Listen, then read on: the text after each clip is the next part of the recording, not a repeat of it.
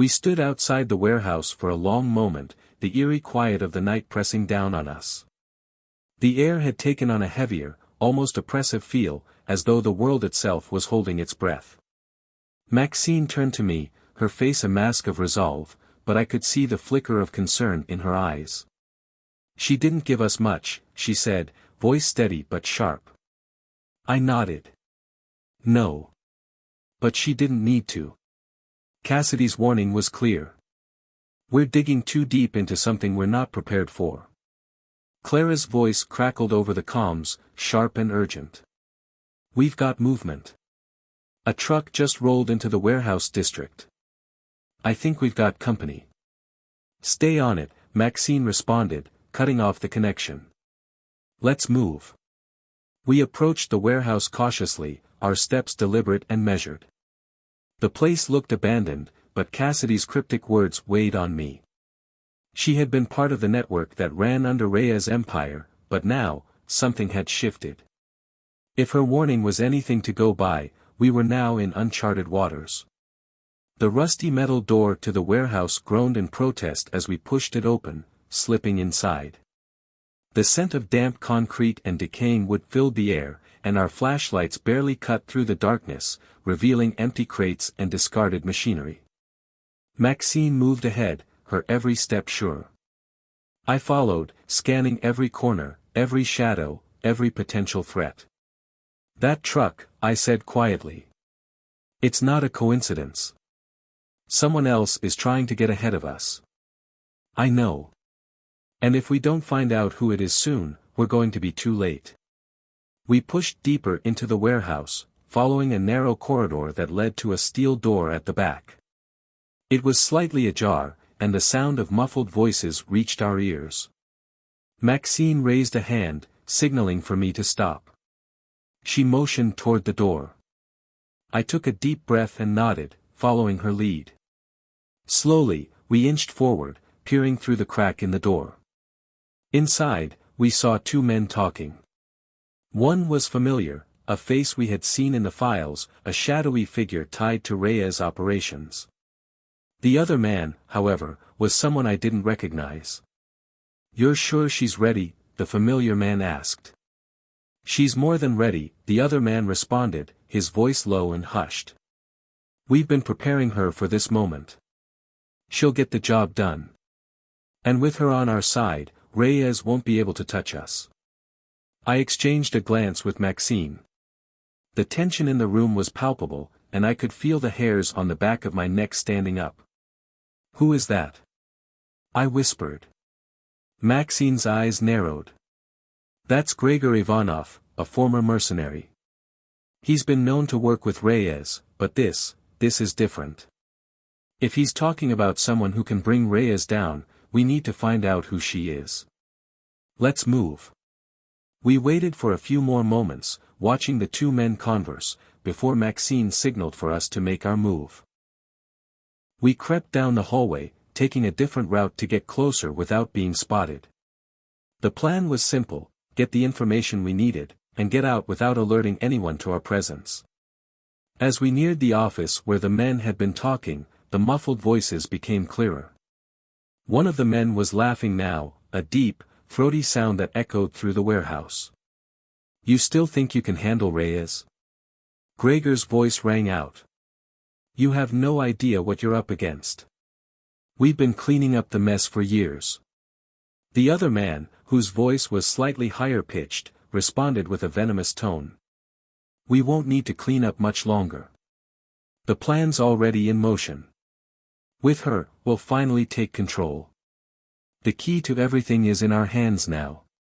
The hairs on my neck prickled as the conversation became more unnerving. "Who is she?" I muttered under my breath, barely hearing my own words as the realization began to dawn on me. "She must be the leverage they've been talking about," Maxine said quietly. "Someone capable of taking down Reyes. Someone with power." The pieces were starting to fall into place, but I still didn't have enough.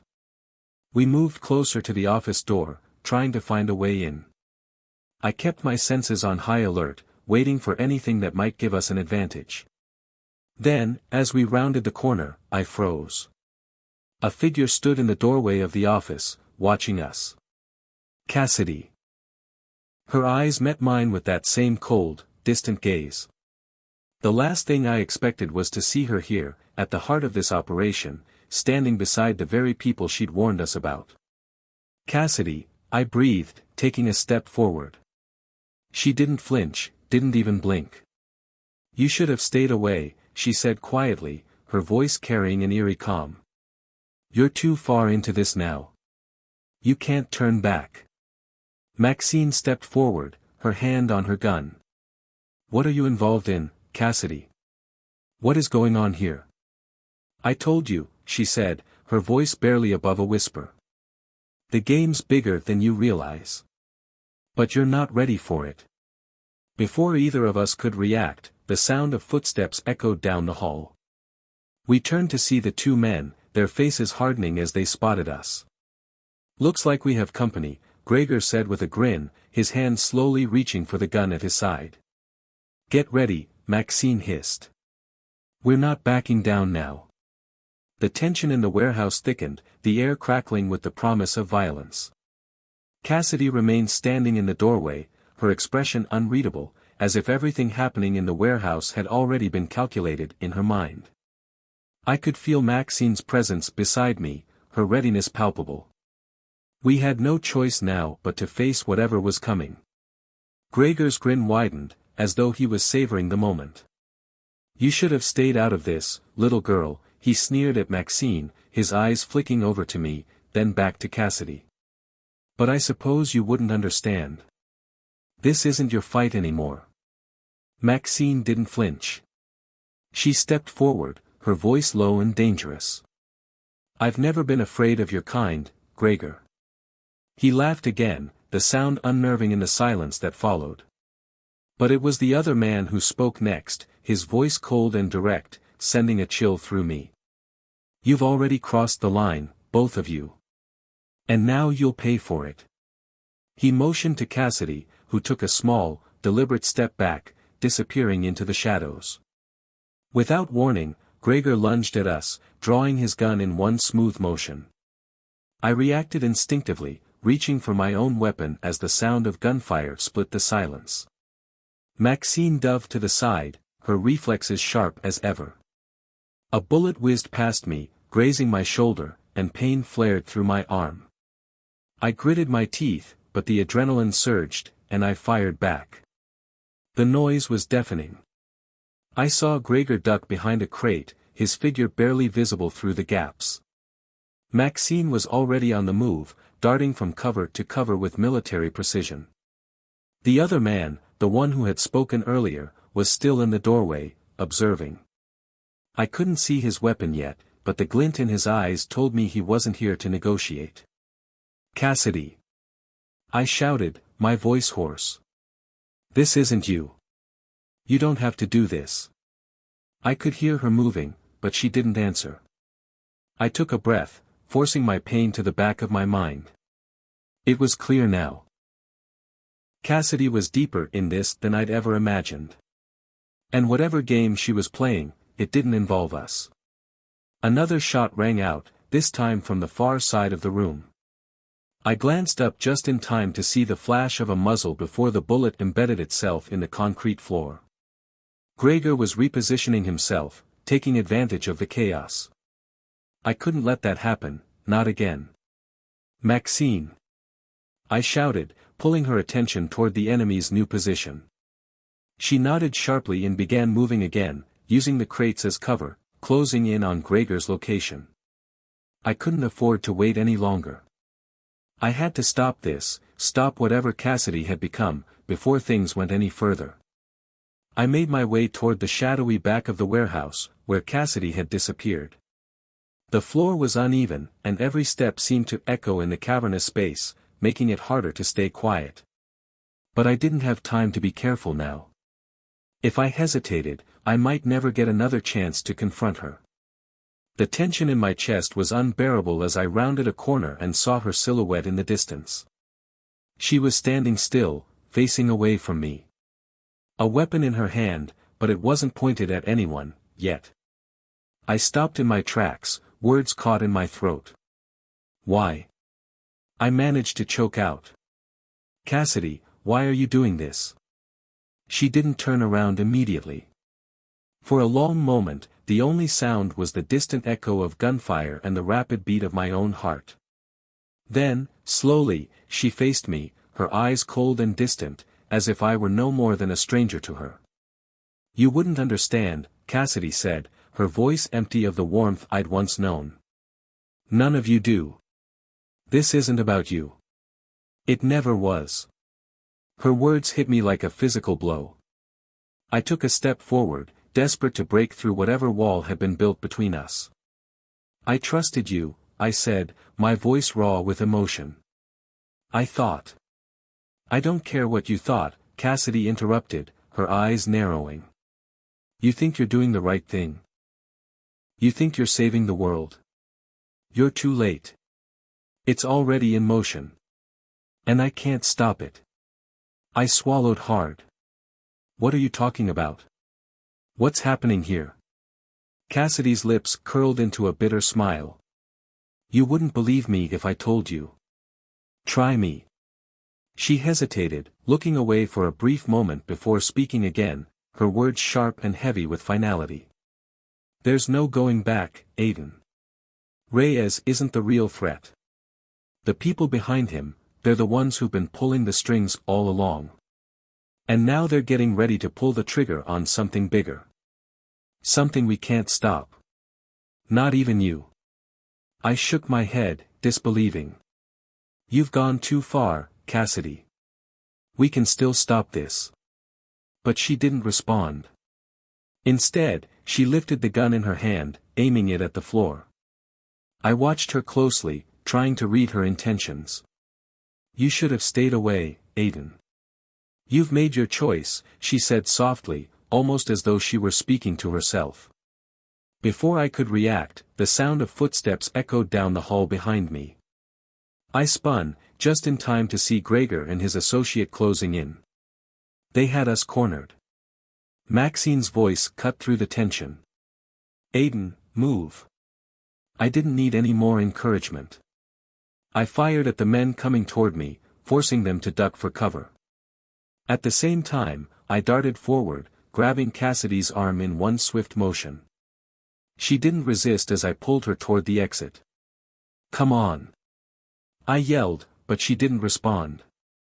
The coldness in her eyes only deepened, and for a moment, I thought I saw something else, a flicker of regret. But it was gone too quickly to be sure. We had no time. With Maxine providing cover, we bolted toward the back door, the sound of gunfire ringing in our ears. Every step was a risk. Every corner, a new danger. But as we reached the open door, I knew this was only the beginning of whatever nightmare we were about to face. The storm was only getting started. The air outside was colder than I expected, the wind biting at my skin as we sprinted down the narrow alley behind the warehouse. Maxine had already moved ahead, scanning the area for any signs of pursuit. Cassidy, still in my grip, seemed almost disconnected from everything. Her eyes were vacant, but her hand remained steady, her fingers wrapped tightly around the gun at her side. I knew she was dangerous. But this wasn't the woman I used to know. We need to keep moving, Maxine called from ahead. Her voice was terse, but I could hear the strain in it, she was just as unsettled as I was. The situation was spiraling out of control faster than we could react. Cassidy tugged her arm away from my grip, her expression unreadable. I don't need your help. I ignored her words, my focus shifting to the looming threat behind us. Gregor's men wouldn't let us slip away this easily. I had no illusions about that. The adrenaline was already starting to wear off, and my shoulder throbbed painfully with each step. But the fear and anger coursing through my veins were stronger than the pain. You're not thinking straight, I said to Cassidy, my voice low, trying to keep the urgency in check. None of this has to end in blood. We can find another way. She turned her head just enough to meet my gaze, her lips curling in something like amusement. You always thought you could save people, Aiden, she said, her voice quiet but filled with a sharp edge. But sometimes, people don't want to be saved. Maxine caught up with us then, her gaze flicking nervously over her shoulder. We don't have time for this, she muttered. We need to get to the car, now. I nodded, pushing Cassidy forward as we broke into a run again, the alley twisting and turning until we reached the street. My car was parked a few blocks away, but getting there felt like an eternity. I could hear the faint sound of footsteps behind us, the echo of pursuit just far enough to keep my heart hammering in my chest. When we reached the corner, I spotted the black SUV parked across the street. My stomach dropped. They were already ahead of us. Without thinking, I pulled Cassidy into the nearest doorway, the shadows swallowing us whole as we crouched low. Maxine joined us, her eyes scanning the street. We've got a problem, she whispered. They're closing in. I glanced at Cassidy, whose eyes were fixed on the SUV. She looked almost detached, like she wasn't part of this anymore. Her expression gave nothing away. Cassidy, what's happening? Why are they after us? Her gaze didn't shift, but her voice was steady when she spoke. It's too late. You can't stop them. All of you are too late. Maxine and I exchanged a glance, both of us sensing the shift in the air.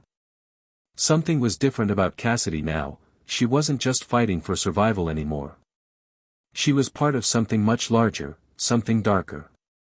And as much as I wanted to believe I could reach her, the truth was sinking in fast. Cassidy had crossed a line that none of us could come back from.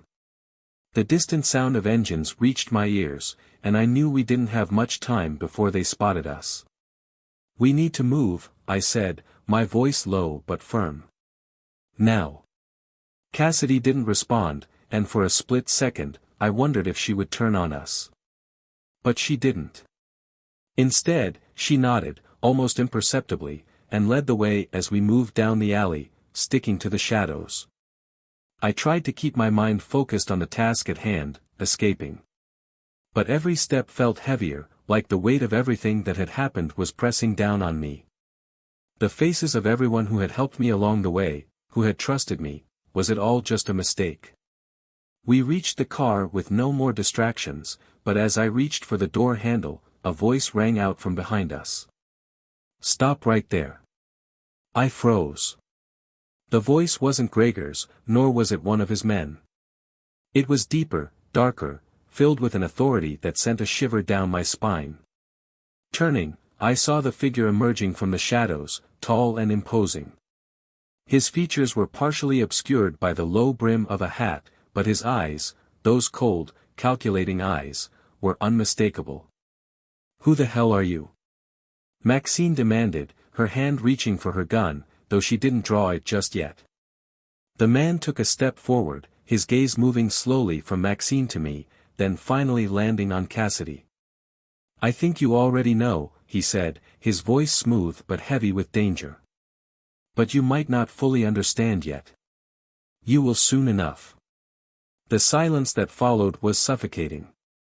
My pulse was pounding in my ears as the man's words sank in. He wasn't just some thug. He was someone who had been pulling strings from the very beginning. The realization hit me like a punch in the gut. Who are you? I repeated, my voice hoarse, desperate for answers. The man smiled, though there was no warmth in it. My name is Elias, he said simply, his tone dripping with menace. And you've all been part of my game from the start. Elias. The name echoed in my mind, but it didn't register. I'd never heard of him, never seen him before, yet somehow, it felt like I should have. There was something about his presence that felt like a shadow over everything that had happened, like he had orchestrated all of this from the very beginning. He stepped closer, his polished shoes clicking sharply against the wet pavement, the darkness of the alley swallowing him whole. His cold, calculating eyes never left Cassidy, who stood motionless at my side. Gregor isn't the man you should be worried about, Elias continued, his voice dripping with something akin to amusement. He's just a pawn, like all of you. Maxine tensed beside me, her hand still hovering over her gun. "What the hell are you talking about?" she demanded. "We don't owe you anything." "You don't even know how deep this goes," Elias replied, his lips curling into a smile that didn't reach his eyes. "But you will soon enough." I wasn't sure how to react. Every instinct told me to run, to get the hell out of there, but something in the way Elias spoke kept me rooted to the spot. His voice carried weight, authority, a promise of something larger than just the few people involved in this mess. Cassidy didn't seem fazed. Her eyes, still vacant, were locked on him, but I couldn't tell what she was thinking. She was still a mystery to me, a ghost of the woman I once knew. Maxine broke the silence. "So, what now?" she asked, her voice tight with controlled anger. "You think you can just take over?" Elias laughed softly, but it wasn't a sound of humor. "Take over," he repeated, the amusement fading from his voice. "No. I'm not interested in taking over.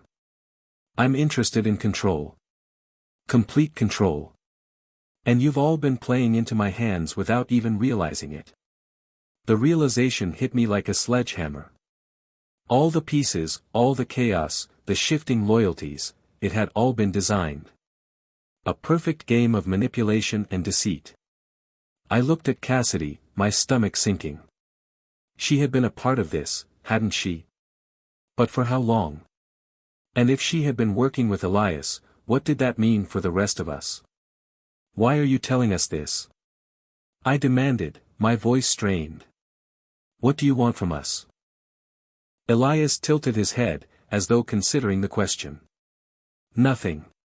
Not yet, anyway. You're all still useful. But I'm curious," he said, his gaze flicking to Cassidy, "how far you'll go for her." Cassidy's lips parted slightly, but no words came out. For the first time in what felt like forever, there was a flicker of something in her eyes, an emotion, perhaps. Regret? Fear? "You think you've been the one pulling the strings, Aiden," Elias continued, ignoring my silent questions. "But you've been one of my pieces all along. Just like everyone else." I felt the blood drain from my face. My heart began to race again, my breath catching in my throat. "What are you talking about? You think we're all your puppets?" "Not all of you," Elias replied smoothly. "Some of you, like Cassidy here, already know their roles. The rest of you, well, you've been caught up in the illusion, playing at a game that was never yours to begin with." Cassidy's expression remained unreadable, her gaze still locked on Elias. Was she really a part of this? Had she known what was going on all along? My mind raced, but no answers came. Maxine took a step forward, her voice hardening. "Enough with the games.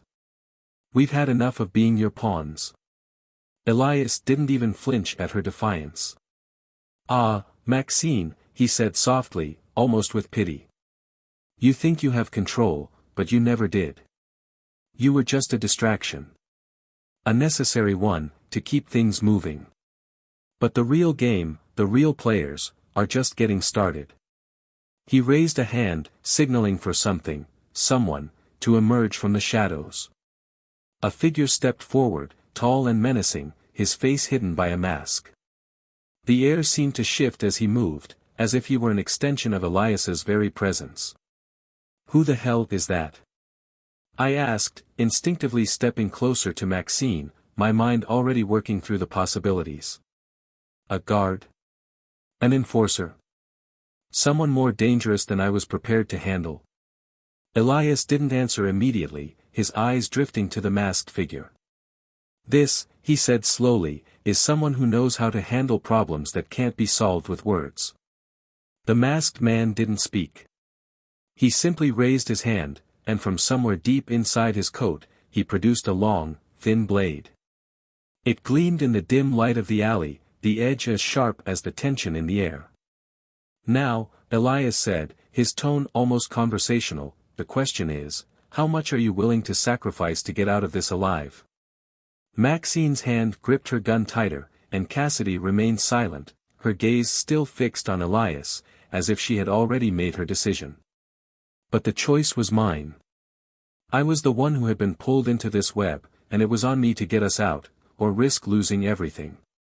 "Leave her alone," I said, stepping forward, my voice firm. "Whatever game you're playing, it's over." Elias's smile widened, but there was no humor in it. "Is it, Aiden? Because from where I'm standing, it's just beginning." The masked figure's blade caught the light again, reflecting a cold, merciless gleam. I could feel my pulse pounding in my temples, the world narrowing to the dangerous space between us and Elias. Maxine's grip tightened around her gun, but she didn't make a move. I knew she was waiting, assessing the situation, calculating what our next move should be. I took a deep breath. This ends now. Elias didn't flinch. His eyes remained locked on me, unblinking. "You think you have control?" he asked, his voice low but deliberate. "You've never had control. Not over anything." I could feel Cassidy's presence beside me, her body stiff, like she was on the verge of reacting but didn't quite know how. Was she going to let this happen? Was she part of this? I needed answers, but now wasn't the time to ask. The masked man shifted slightly, a subtle movement that sent a chill down my spine. He was waiting for a signal from Elias. It was clear he would act the moment the word was given. "Step back," Elias ordered, his voice smooth and commanding. "Let the boy have his moment. But remember, this is still my game." I glanced at Maxine, her eyes flashing with determination. We had no choice. There was no negotiating with Elias, he didn't deal in mercy. He was playing a game, and every move we made was part of his plan.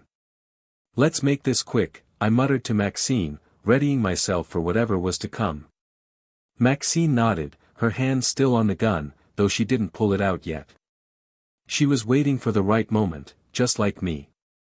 Suddenly, there was a sound from behind us, a faint creaking noise that sent a ripple of tension through the air.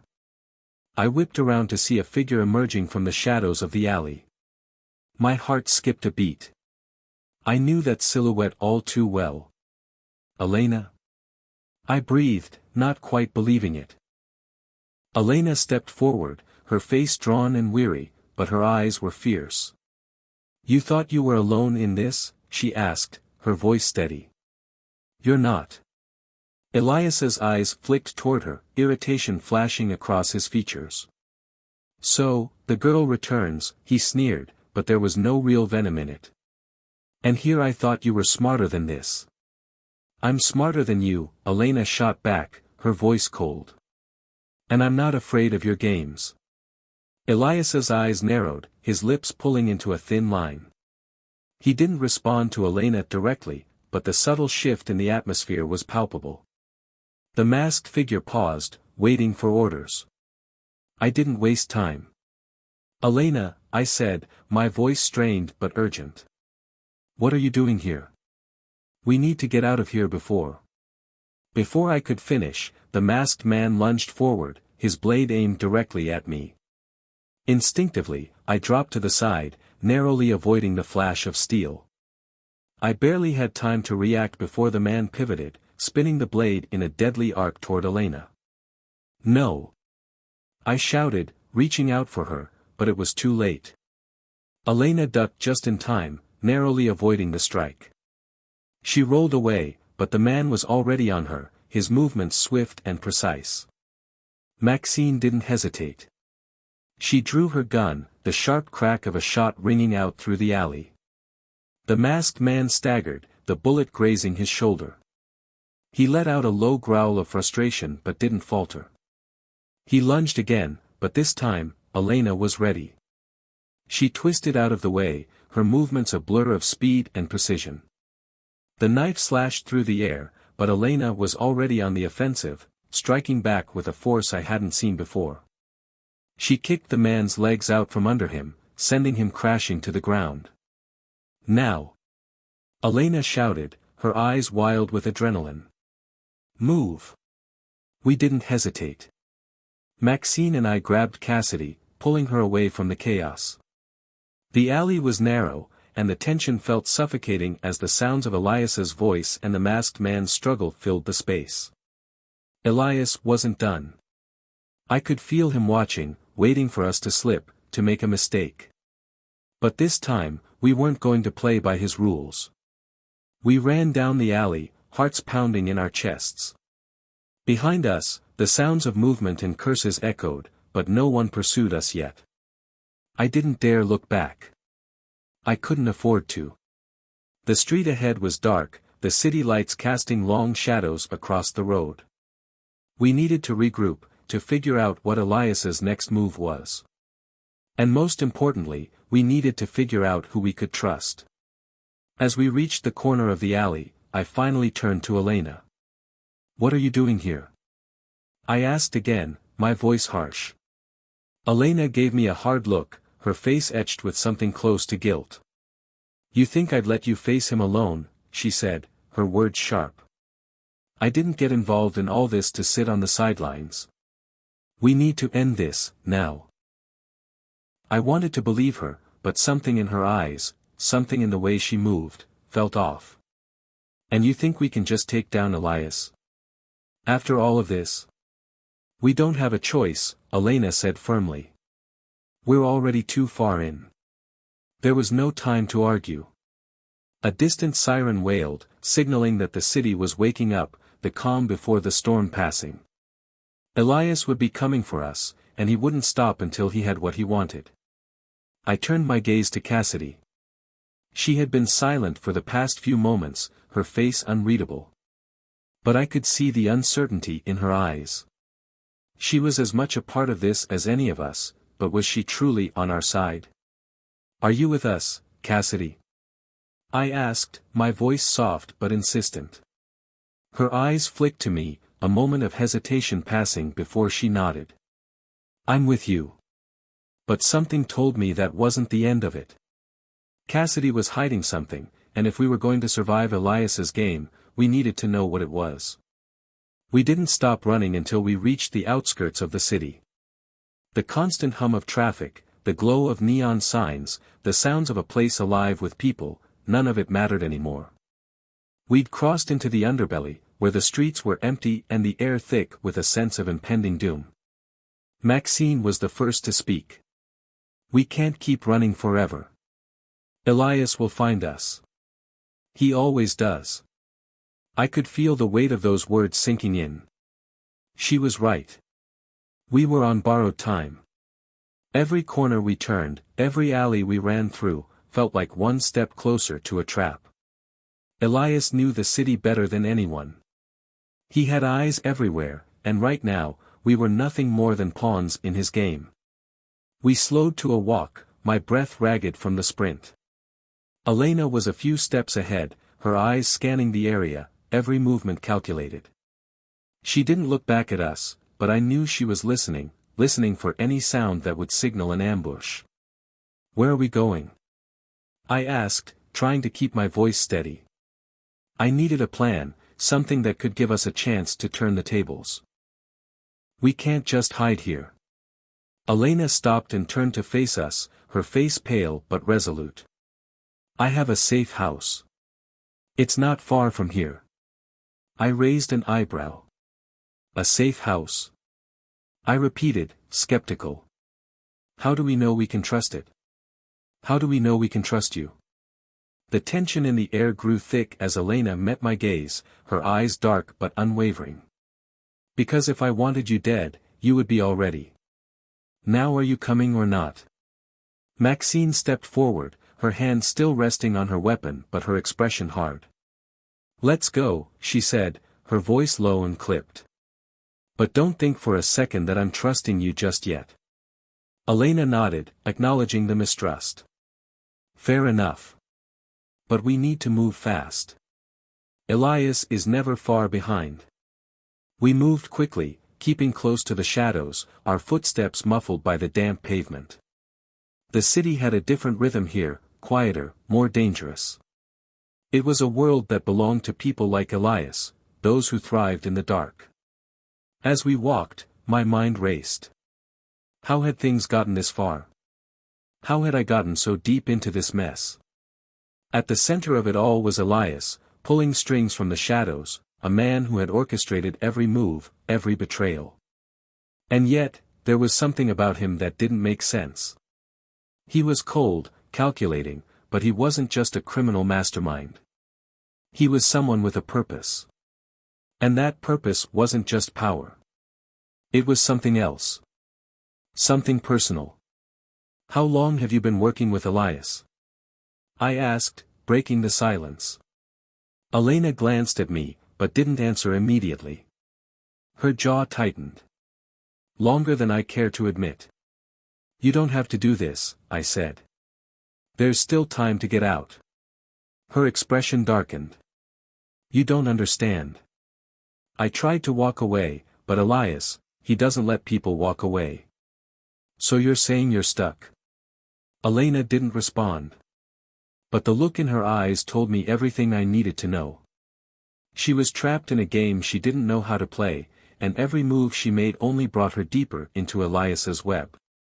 We reached the safe house in less than 30 minutes, a nondescript building tucked between two warehouses. It looked abandoned, and for a moment, I wondered if Elena was leading us into another trap. But then she punched in a code on the side door, and it clicked open. We stepped inside, the air stale but familiar. The place smelled of dust and old paper, a forgotten world hidden behind locked doors. There were no windows, only a few dim lights overhead. The concrete walls were bare, save for a few scattered pieces of old furniture, enough to make the place feel lived in but not comfortable. Elena closed the door behind us, locking it with a swift motion. This is as safe as it gets for now, she said, her voice quieter. But we can't stay here long. Maxine immediately moved to the back of the room, checking for any exits or potential threats. Cassidy, who had been silent since we left the alley, walked over to a dusty old chair and sat down. Her face was unreadable, but there was something tense about her posture, like she was waiting for something to happen. I turned to Elena. So what now? I asked. What's your plan? Elena took a deep breath, clearly exhausted. We need to find out what Elias is planning. I've been in the dark for too long, and I'm tired of it. I'm done being his pawn. And you think we can stop him? I pressed. He's one step ahead of us at every turn. She nodded, her eyes focused. I know. But there's something he's hiding, something big. We just need to figure out what it is. I didn't trust her, not yet. But I couldn't deny the urgency in her words. Elias wasn't just a criminal mastermind. He had an agenda, one that had been carefully hidden behind layers of lies and manipulation. And we needed to find out what that was before it was too late. Maxine came back into the room, her expression grim. There's no sign of anyone tailing us. For now, we're safe. But I don't think that's going to last long. I nodded, turning to face Cassidy. What about you? I asked. Are you in this with us? Cassidy met my gaze, and for a moment, I thought she might say something, explain herself, tell us where she really stood. But instead, she just nodded, her lips tight. Yeah, she said quietly. I'm in. But I couldn't shake the feeling that something was wrong, that Cassidy wasn't telling us everything. And I needed to know what it was, because one wrong move, one misplaced trust, and everything we were fighting for could come crashing down. The safe house was cold, the silence too loud. We'd been holed up in the rundown building for hours, and the weight of that time pressed down on us like an unseen force. Maxine and I had tried to strategize, but every plan felt like it was a step behind Elias.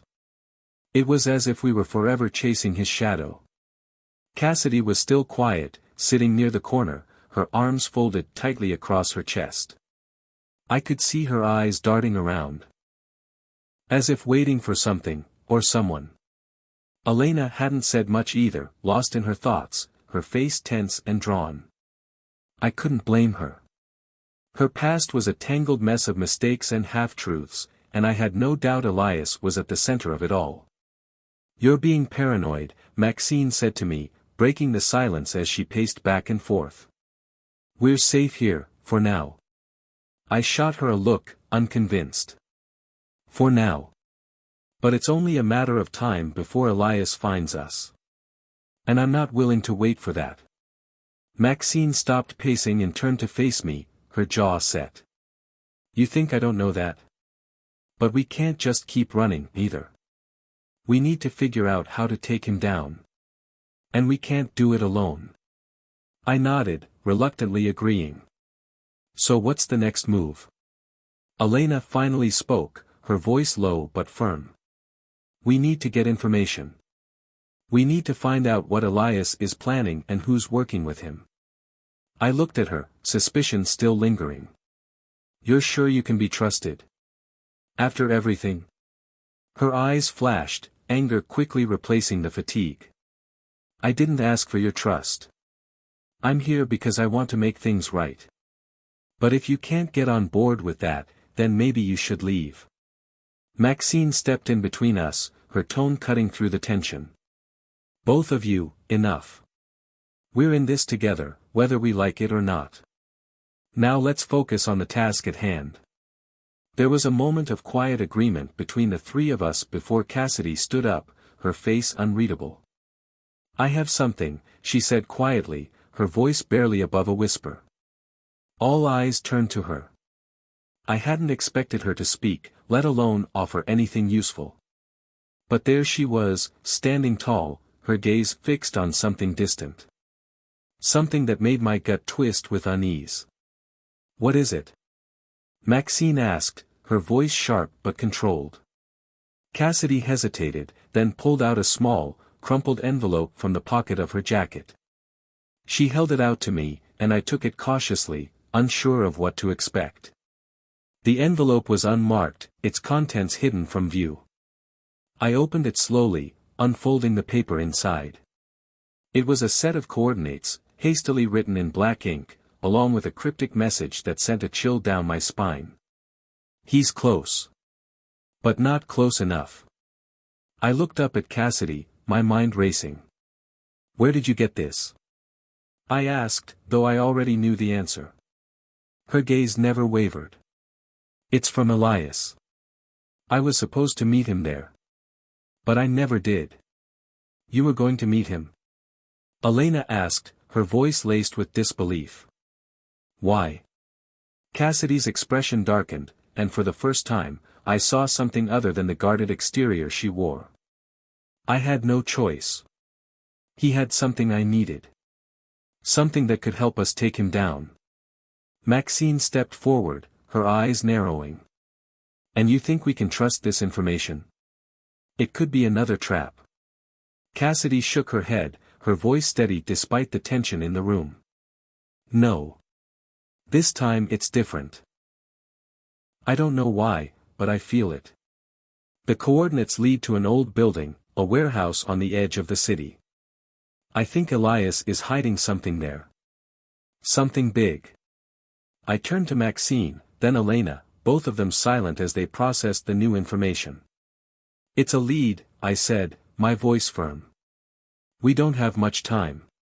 Maxine spoke first, her voice a low growl. "We're going in. But we do this smart. We don't walk into his trap. We're going to need backup." Elena nodded. "I'll reach out to some people. But if this is a trap, we need to be ready to fight our way out." I took a deep breath, the weight of the decision settling on my shoulders. There was no turning back now. We were on a path that could lead to Elias or to our graves. "Let's move," I said, my voice resolute. "We'll hit it hard, hit it fast. No hesitation." We gathered our things, checking weapons and supplies. The tension was palpable, a storm gathering on the horizon. As we made our way toward the door, I could feel the weight of Cassidy's words pressing on me. We were walking into the lion's den, and we didn't know what awaited us. But one thing was certain, Elias had made a mistake. He had underestimated us. The city felt different at night. The shadows were longer, the air heavier. Even with the adrenaline coursing through my veins, I couldn't shake the feeling that something was wrong. We moved quickly through the deserted streets, the only sounds are footsteps echoing against the walls of abandoned buildings. Cassidy walked beside me, her expression unreadable, but there was something in her eyes, something that said she knew more than she was letting on. It was the same look I had seen in the mirror 1,000 times, the look of someone who had been forced to make impossible choices. Maxine led the way, her steps purposeful. She was always the one who kept us focused, who kept us grounded when the weight of our mission threatened to crush us.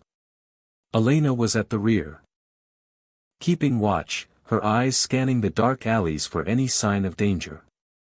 The coordinates Cassidy had given us led to an old industrial district on the edge of town. The warehouse was at the end of a narrow street, barely visible behind a chain-link fence and a thick layer of overgrown vegetation. It looked abandoned, just like the rest of the area. But I knew better than to trust appearances. We crouched low as we approached the fence, the moonlight casting eerie shadows across the cracked pavement. Maxine motioned for us to wait, her eyes scanning the perimeter. After a few tense moments, she nodded. "We're in," she whispered, and we moved in silence, slipping through a gap in the fence. The warehouse loomed ahead, its silhouette barely visible against the night sky. The windows were boarded up, but there was a faint light coming from one of the cracks in the wood. I couldn't tell if it was from a single bulb or something else, something more ominous.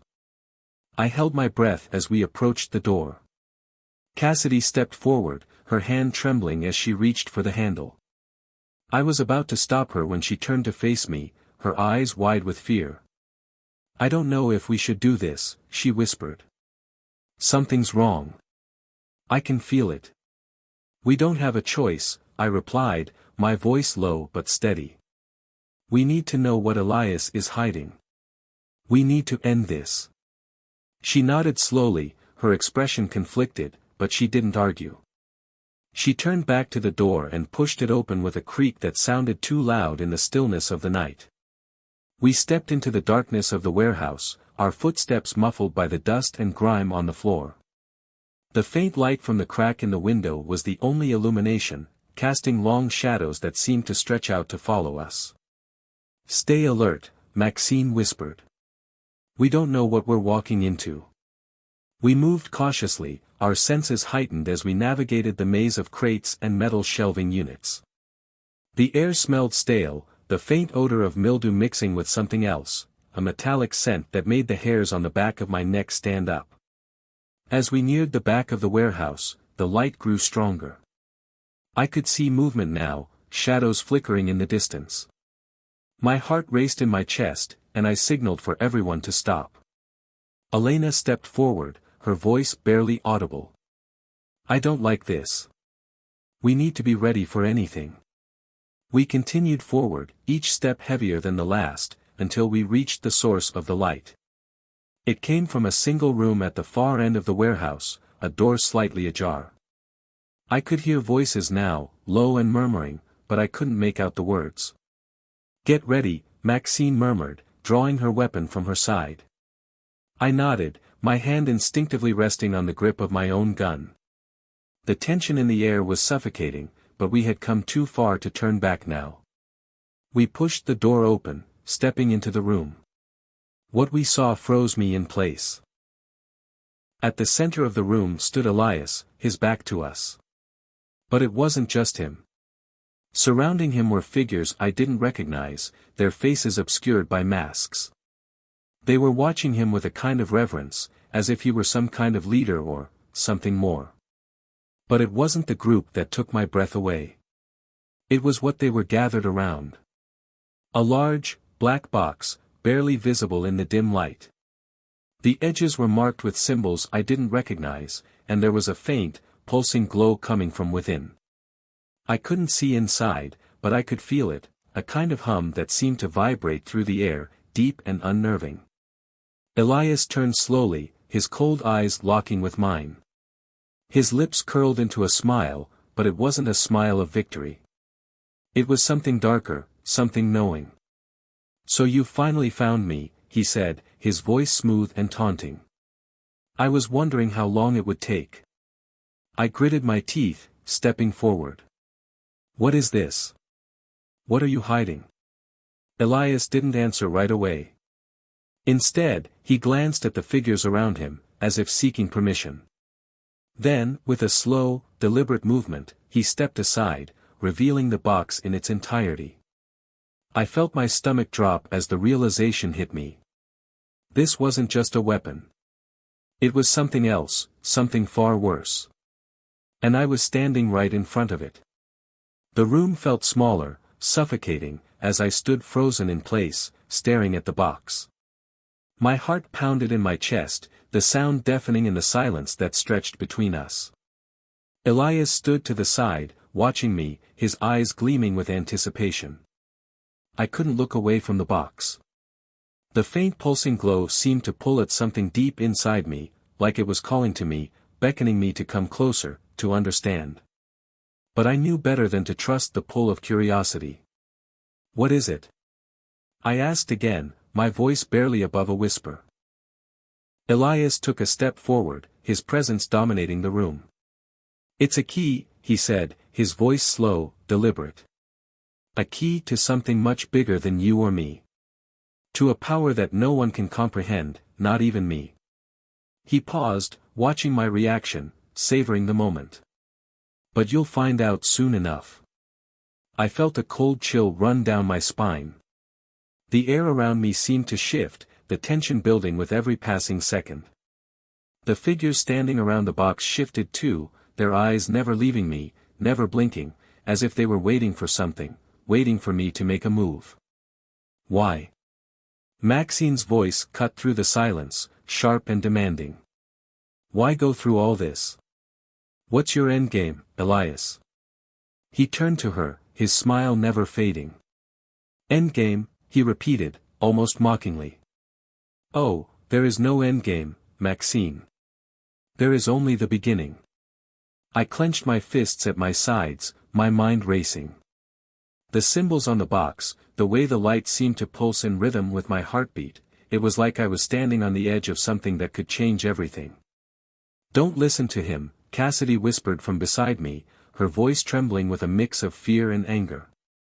"He's manipulating us. All of us. We need to get out of here, now." I wanted to believe her, wanted to run far away from this place, but something kept me rooted to the spot. The more I looked at the box, the more I felt like it was calling to me, whispering secrets I wasn't ready to hear. Maxine moved forward, her eyes narrowing as she studied Elias. "I don't understand," she said slowly. "You've been hiding in plain sight, controlling everything from the shadows, and now you reveal yourself for what? To play with forces you don't understand?" Elias' smile faltered for a moment, but only briefly. "Oh, I understand more than you think. I've been preparing for this moment my entire life. Everything I've done, every move I've made, has been for this. And now that you're here, you're going to help me unlock it." His words sent a ripple of unease through me. There was something in the way he said it, something that made it clear that we weren't just dealing with a man anymore.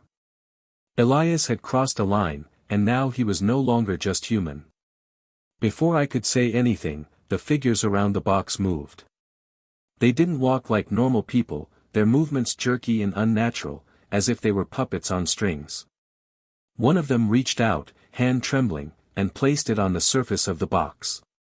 The moment their fingers made contact, the glow intensified, bathing the room in an eerie light. The hum in the air grew louder, vibrating through my bones. It was as though the entire warehouse was coming alive, as though the walls themselves were breathing. And then, a voice, low, guttural, and distant, echoed through the room. "He is ready." My breath caught in my throat. The voice wasn't coming from Elias, nor from any of the figures around the box. It seemed to come from the box itself, from the darkness within it. I couldn't understand what it was saying, but the sense of dread it invoked was all too clear. Maxine's hand shot out, grabbing my arm. "We need to get out." Now, she hissed. But I couldn't move. I couldn't tear my eyes away from the box. Don't you see? Elias' voice broke through the chaos, smooth and calm. This is it. This is what we've all been working toward. This is the truth of everything. The lies, the games, the power, it's all leading here. To the awakening. The air felt thick now, suffocating, and the room seemed to pulse with the energy coming from the box. A feeling of inevitability settled over me, heavy and unrelenting. We're too late, Cassidy said, her voice strained with fear. It's already started. I could feel it too, the change in the air, the shift in the balance. The box was no longer just a box. It was a doorway, a threshold to something I couldn't comprehend. Something ancient and powerful. And we had walked straight into it. Suddenly, the room was flooded with light, blinding and all-encompassing. It seemed to come from everywhere at once, filling every corner, every shadow. The figures around the box gasped, their faces contorting in expressions of pain and fear. Then, all at once, the box exploded in a flash of light. I was thrown backward, my body slamming against the cold concrete floor. My vision blurred, and for a moment, I couldn't breathe, couldn't think. When the world came back into focus, I was lying on my back, the warehouse spinning around me. I could hear the others calling my name, but their voices seemed distant, muffled by the ringing in my ears. And then, through the haze of confusion, I saw it. A figure, tall and shadowy, its form barely visible in the light that still lingered in the air. Its eyes were glowing, the same eerie pulse that had come from the box. It was no longer Elias standing there. It was something else. You've released me, the voice rumbled, deep and resonant. And in that moment, I realized the truth. We hadn't just found Elias. We had unleashed something far worse. The figure looming before us shimmered like a mirage, a distortion of the air itself. The light from the box had dimmed, leaving behind a cold afterglow that painted the walls with shadows too dark to comprehend. Every breath I took seemed to echo in my chest, harsh and shallow. My heart was still pounding from the explosion, but the real shock hadn't hit me yet. The creature, if it could even be called that, was not Elias. It stood tall, towering above the remnants of the box, and its eyes glowed with a pale, unnatural light. It wasn't just watching us, it was studying us, assessing every movement, every breath we took. Maxine had already stepped in front of us, her stance defensive. "What the hell is that?" she demanded, her voice trembling despite the resolve in her tone. The figure's head tilted slightly, and the voice, deep and guttural, came again, the same voice we had heard echoing through the room moments ago, but now it had an edge, a clarity that made the hairs on the back of my neck stand up. "I am beyond names," it said, the words carrying weight, as though each syllable was a declaration. "I am what was sealed away long ago. And now, you have freed me." Cassidy, still on the ground beside me, pushed herself up. Her eyes were wide with terror, but there was something else there too. Something like understanding. She muttered under her breath, too low for the others to hear, but I caught it. "Not just freed," she said. "Released." Her voice seemed to shake the air itself, vibrating in my bones. I turned to her, my confusion mounting. "Released from what? What do you mean?" She didn't look at me, her gaze fixed on the figure. "This is no accident, Kala. This thing wasn't hidden away by chance. Elias, he's not the one in control. He's just a puppet. This thing, this being, was always the true power. Elias was a catalyst, nothing more. He thought he could control it, but now, it's free to do whatever it wants." Elias had been standing to the side, his expression unreadable. But at Cassidy's words, I saw something flicker, fear. Real, unmasked fear. He backed away slowly, as though trying to distance himself from the creature, from the mess he had unleashed. But it was too late. The creature's glowing eyes locked onto Elias, its expression almost amused. "You thought you could contain me?" it asked, its voice a low, mocking rumble. How quaint. Elias didn't speak, didn't move, but I could feel the tension in the room rising. It was as if the air itself was thick with the weight of 1,000 unspoken words. I looked back at the creature, trying to process what Cassidy had said. Released. Free. My mind raced. This being, whatever it was, had been sealed away for a reason. It had been locked in that box for a reason. And now, we had opened it. We had unleashed a power that we didn't understand. And I feared that we might have just made a terrible mistake. But the creature wasn't done. It stepped forward, its movements slow but deliberate, like it was savoring the moment. "Your world is so fragile," it murmured, its voice like the cracking of ice beneath pressure. "So full of lies and pretense. But I will show you the truth. The real truth." Before I could respond, the floor beneath us trembled, and a deep, resonant hum filled the space. It wasn't just the room that shook, it was everything, as though the very foundation of reality was quaking. The walls seemed to warp and bend, the shadows in the corners growing darker, more oppressive. Maxine's hand reached for her gun, but she hesitated, her eyes flicking to me. "Kala, what do we do? We can't fight this thing." Cassidy shook her head. "We don't fight it. At least, not in the way you think. This isn't about bullets or weapons. This is about control, understanding the power we've just released." Her voice was steady, but I could hear the fear beneath it. "It's too late to stop it. But maybe we can control it. Maybe we can contain it again." "Contain it?" I repeated, the words tasting bitter on my tongue. "How? What makes you think we can do that?" Cassidy looked at me, her gaze fierce, her voice barely above a whisper. "Because I know how it works, Kala. I've seen it before.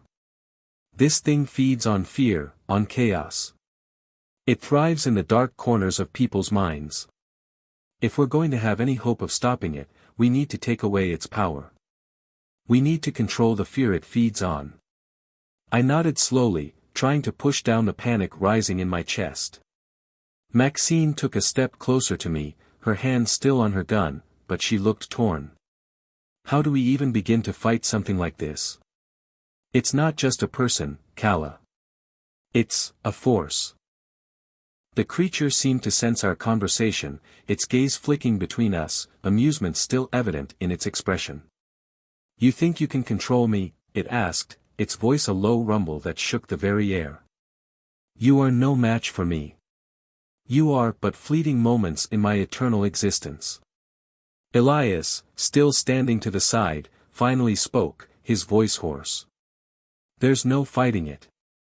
The only way to survive is to give in. You don't have the power to fight it, not without." His voice faltered, and he seemed to shrink before the creature's gaze. "Not without embracing the darkness within you." There was a long, tense silence as the words hung in the air. And then, slowly, the creature's form began to shimmer, to dissolve into the shadows. "Embrace it," it whispered, its voice like 1,000 winds swirling together. "And become one with the power."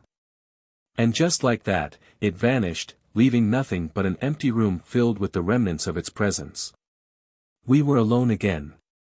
But nothing felt like it had before. The silence that followed the creature's disappearance was suffocating. It wasn't just the quiet of an abandoned room, but the kind of silence that presses in on you, fills your lungs with something thick and unbearable. My heart was racing, my palms sweating, and yet, I couldn't bring myself to speak. We had barely survived the first encounter, but the threat, the presence, was still here, lingering in the space between us. I took a hesitant step forward, the sound of my footfall echoing too loudly in the stillness.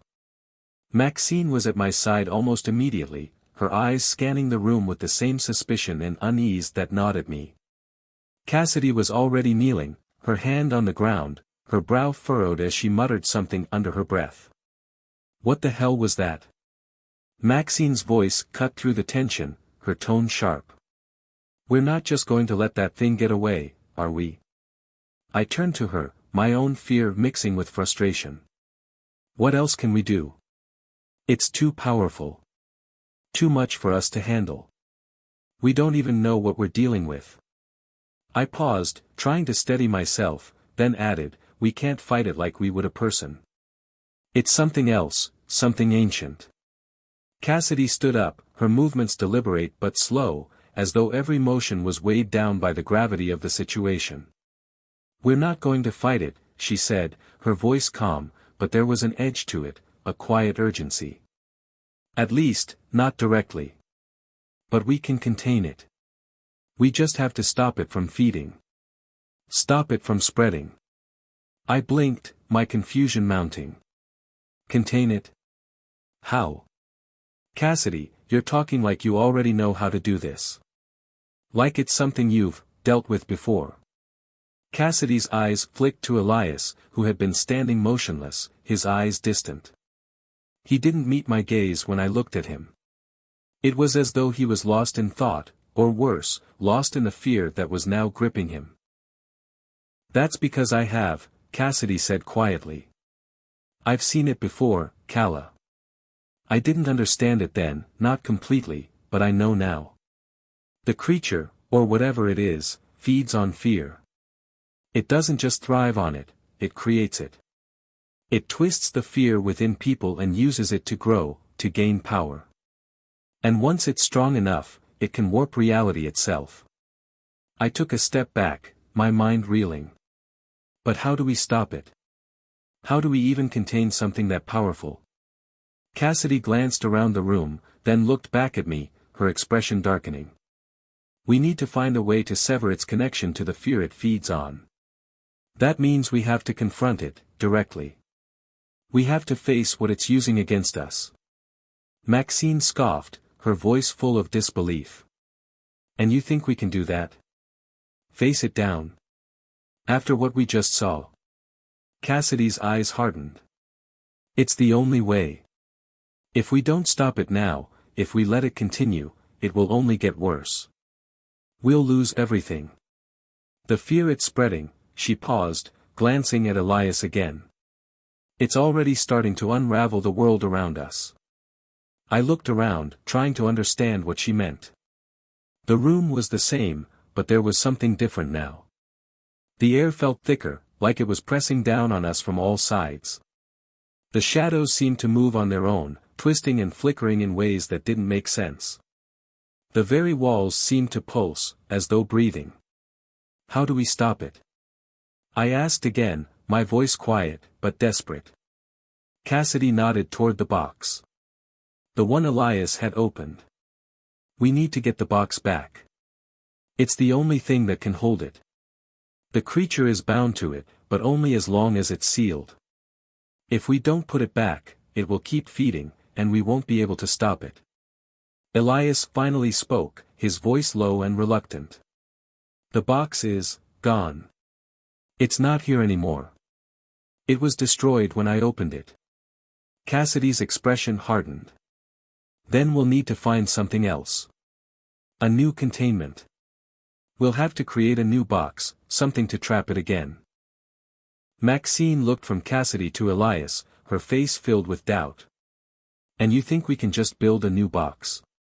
After everything that's happened, you really think we can contain this thing again? Cassidy met her gaze evenly. If we don't, we're all doomed. There was a long, tense silence. And in that silence, I could feel the weight of the decision that lay before us. We had no choice but to try. To stop the creature before it could grow any stronger. But the fear, the creeping sense of doom, was already settling over us, an oppressive weight that made every breath harder to take. I turned back to Cassidy. What do we need to do? She met my gaze, her eyes sharp and focused. We need to gather everything we can about the creature. Its history. Its origins. We need to understand what it truly is if we're going to stop it. Elias, still standing in the corner, spoke again, his voice barely above a whisper. I can help with that. I know more about it than I've told you. But you're going to have to trust me. I'll tell you everything. But only if you promise me something. I frowned, suspicion creeping into my chest. What do you want from us? Elias met my gaze, his eyes dark with something I couldn't read. If we do this, if we stop it, you have to promise me that you'll let me go. Let me leave this behind. I can't stay here anymore. I've done too much. Cassidy stiffened, her voice cold. No one's going anywhere until this is over, Elias. Not until we've contained the thing you unleashed. But Elias didn't flinch. That's the price, he said, his voice resolute. You want my help? You want me to help you contain it? Then you have to let me go when this is done. I stood there for a moment, the weight of his words sinking in. He wanted freedom. Freedom from the guilt, from the consequences of what he had done. But could we trust him? Could we trust anyone, after everything that had happened? I didn't know. But we didn't have much of a choice. Not if we wanted to survive. The silence that followed Elias's ultimatum felt heavier than the oppressive air that filled the room. His eyes, those dark, unreadable eyes, held mine with an intensity that made my skin crawl. The weight of his request settled over us like a fog, and for a moment, I wasn't sure if he was being genuine or if this was another one of his manipulations. Cassidy was the first to break the silence, her voice sharp. You can't be serious. You think we're just going to let you walk away after all this? After everything you've done? Elias didn't flinch at her tone. He simply nodded, his gaze never wavering. I'm not asking for forgiveness. I'm not asking for redemption.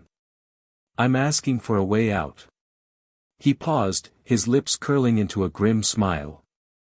And I'm asking for your help to get it. Maxine, standing a little to my right, shifted her weight uneasily. Her brow furrowed, but she kept her thoughts to herself, her eyes darting between Elias and the rest of us. I stepped forward, my mind swirling with confusion and anger. You think we'll just let you go? After you've dragged us into this mess?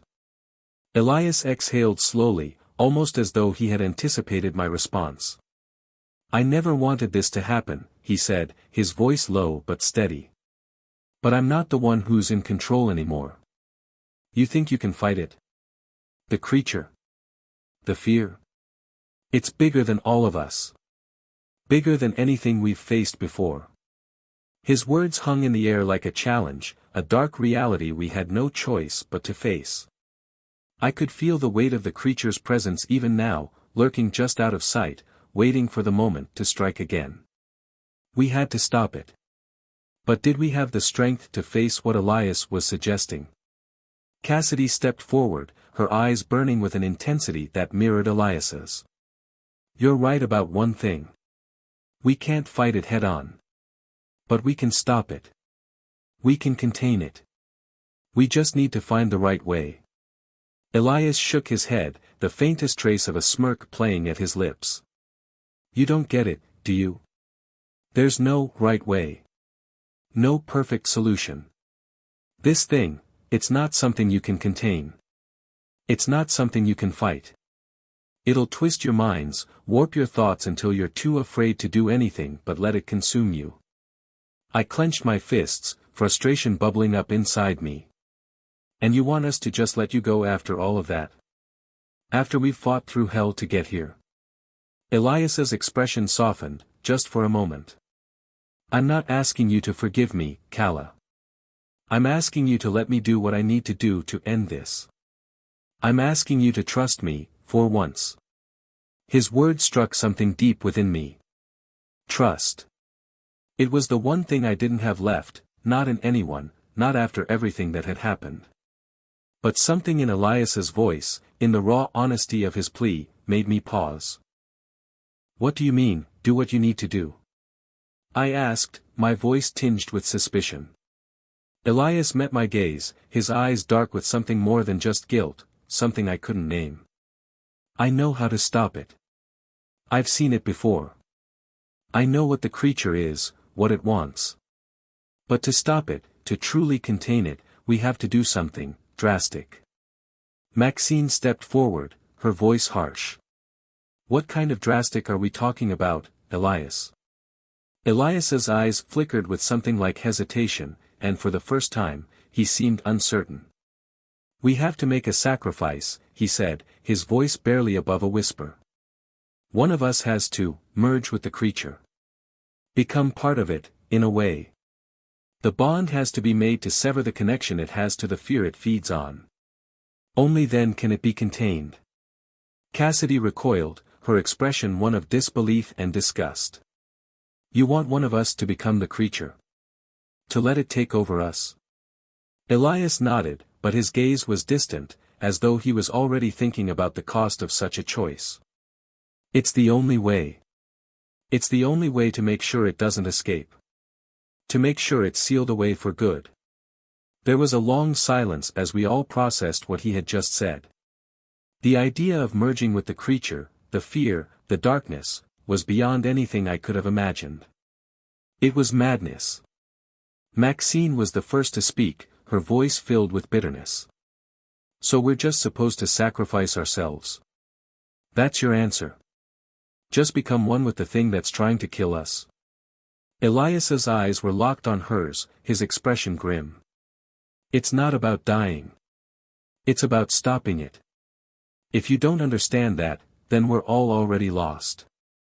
I could feel the pressure of his words, the weight of the choice he was offering us. No one wanted to make that sacrifice, to become the very thing we were fighting against. But if we didn't stop the creature now, then we would lose everything. The fear it had spread would consume us all.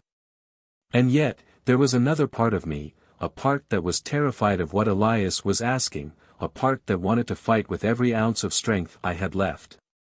How could I let someone, anyone, become part of the creature? How could we make that choice and live with the consequences? We don't have to do this, Cassidy said, her voice sharp with resolve. We'll find another way. There has to be another way. Elias shook his head slowly. There isn't. This is the only way. And you know it.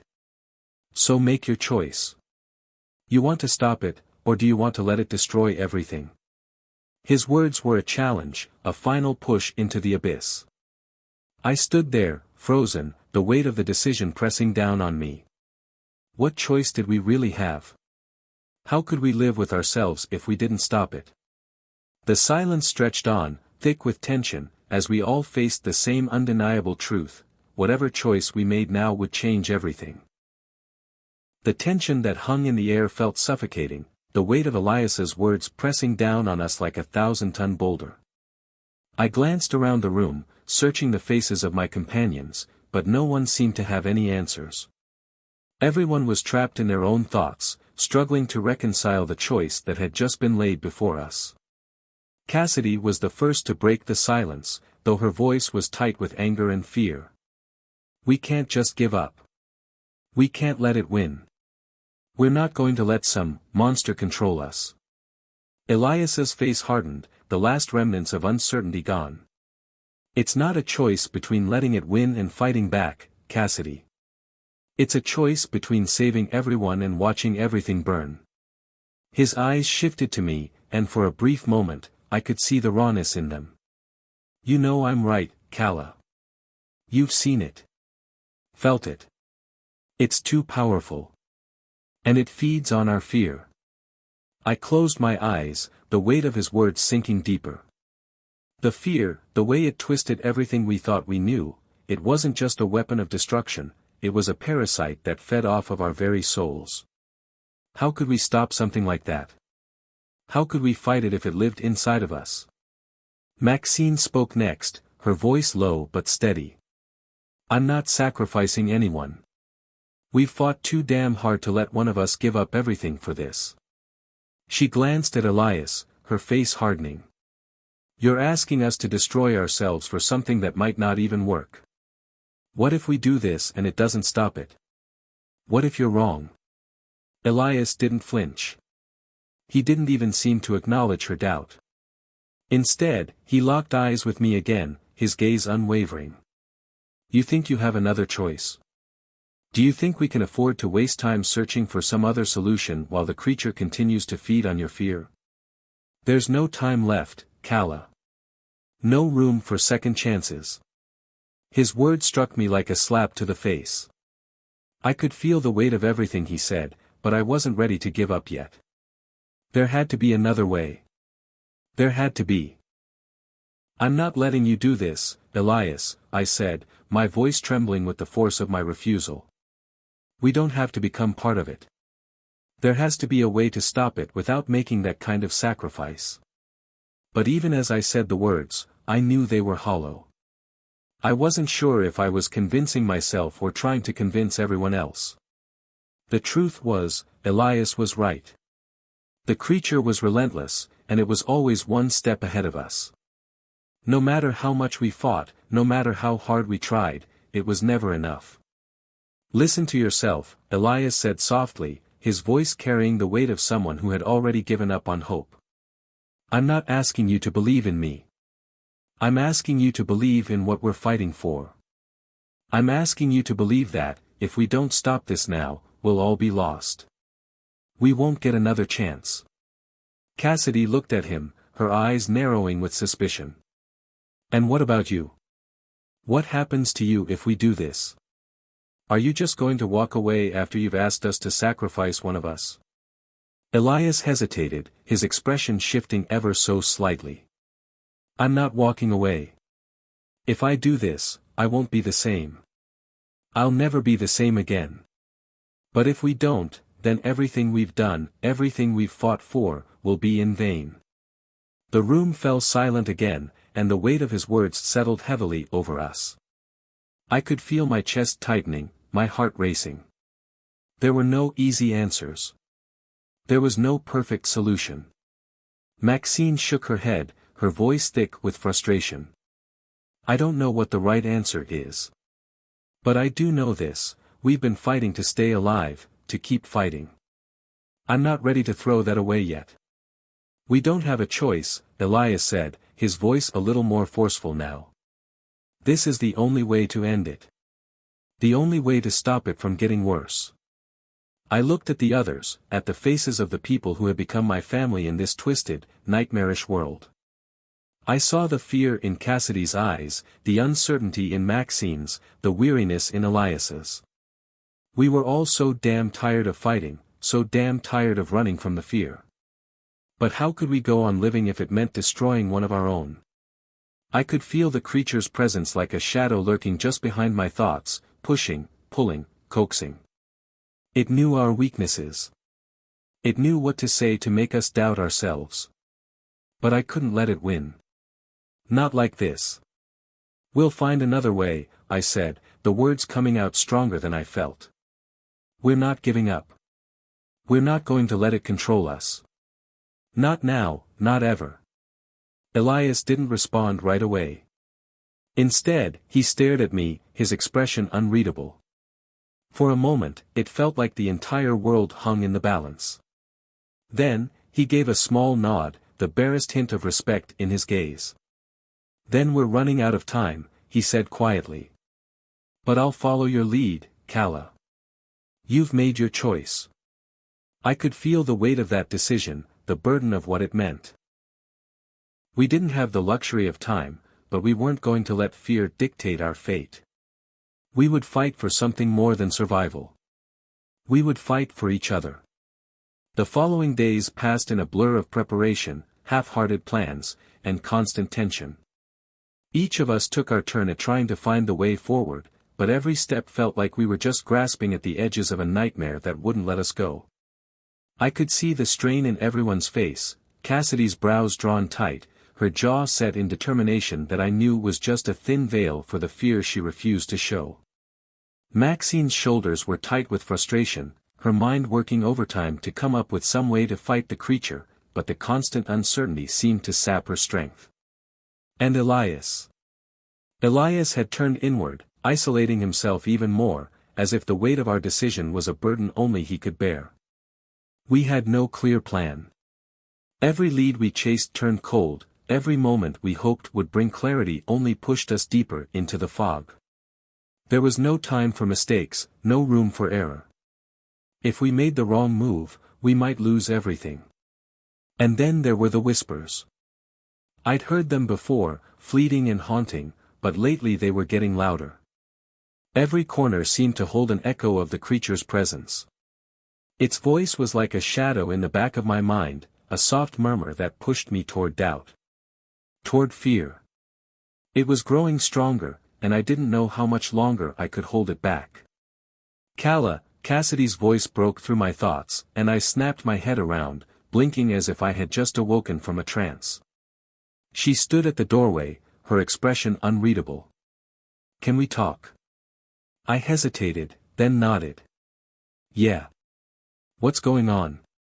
Cassidy stepped inside, shutting the door behind her. Her hands were clenched into fists, and I could tell she was trying to hold herself together.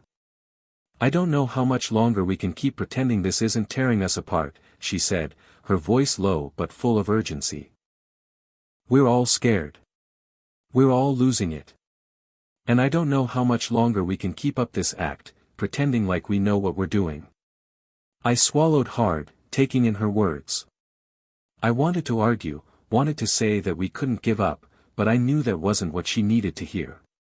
Cassidy had always been the one to push us forward, the one who kept the group together when it felt like everything was slipping through our fingers.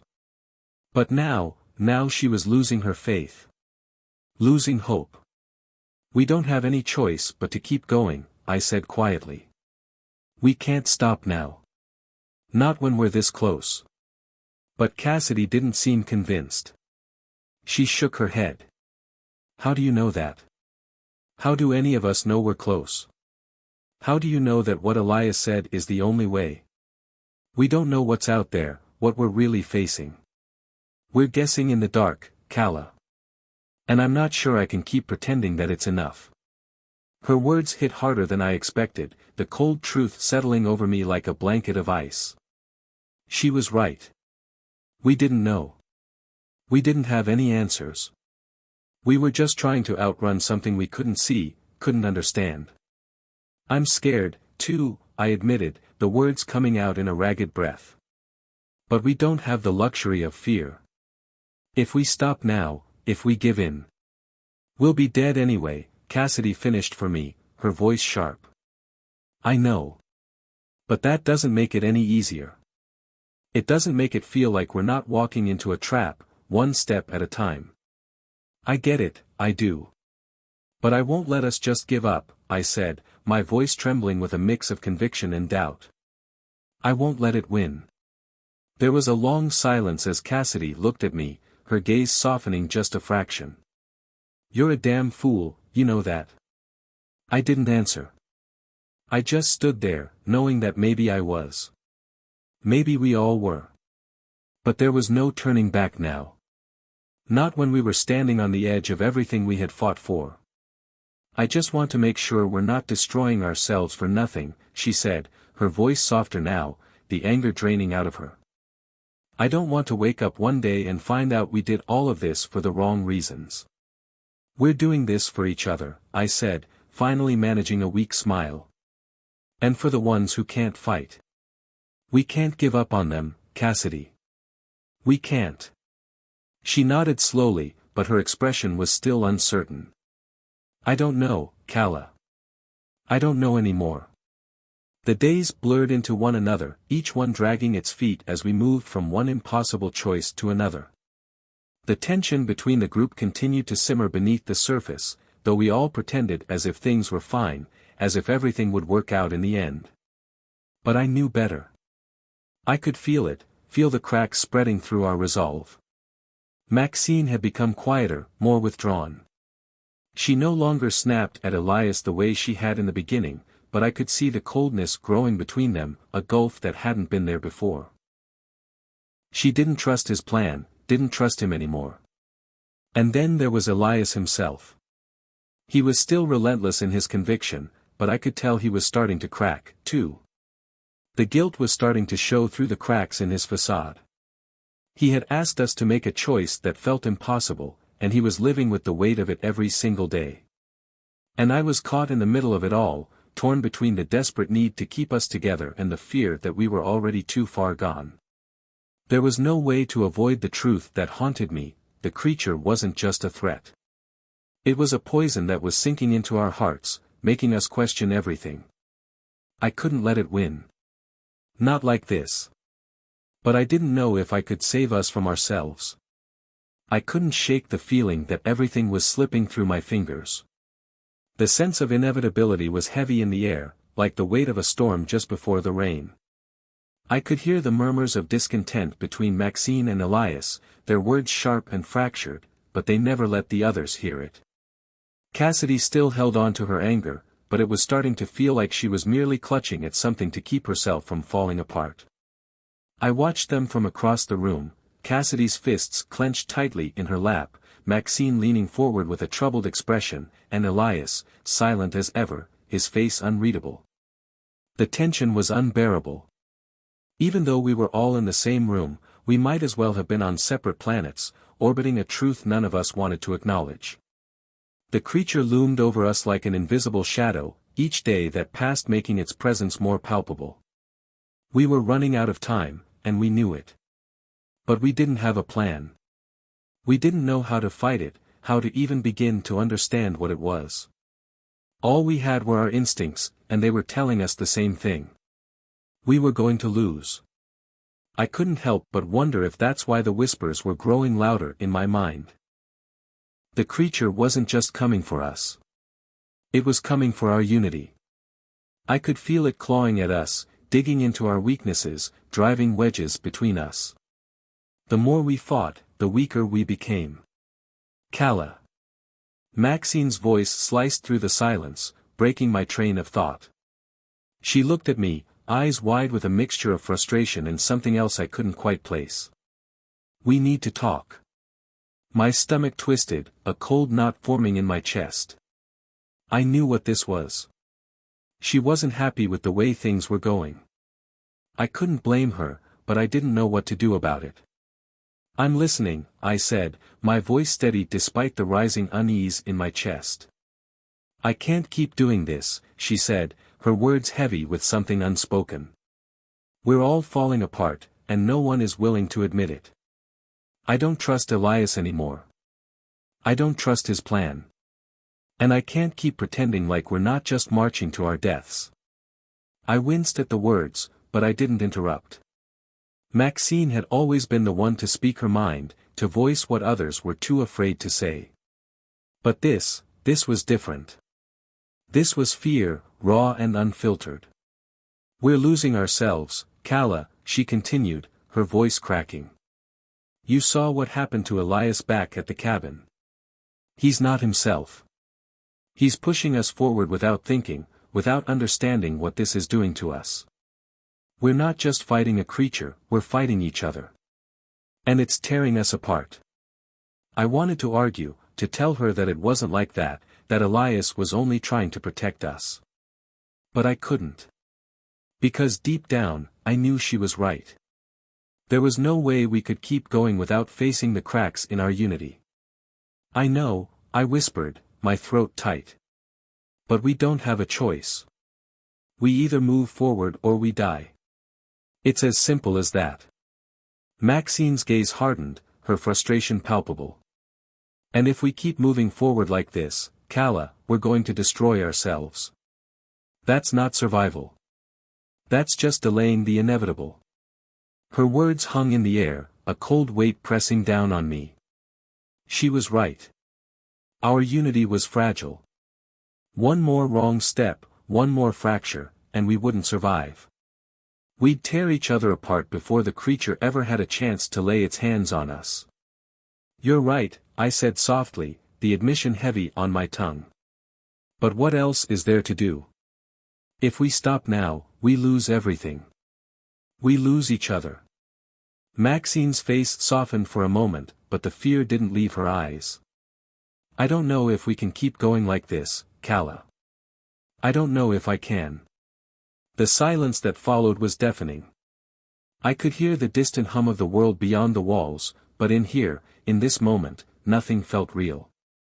The creature, our fears, our doubt, all of it blurred together into one suffocating truth. We were out of time.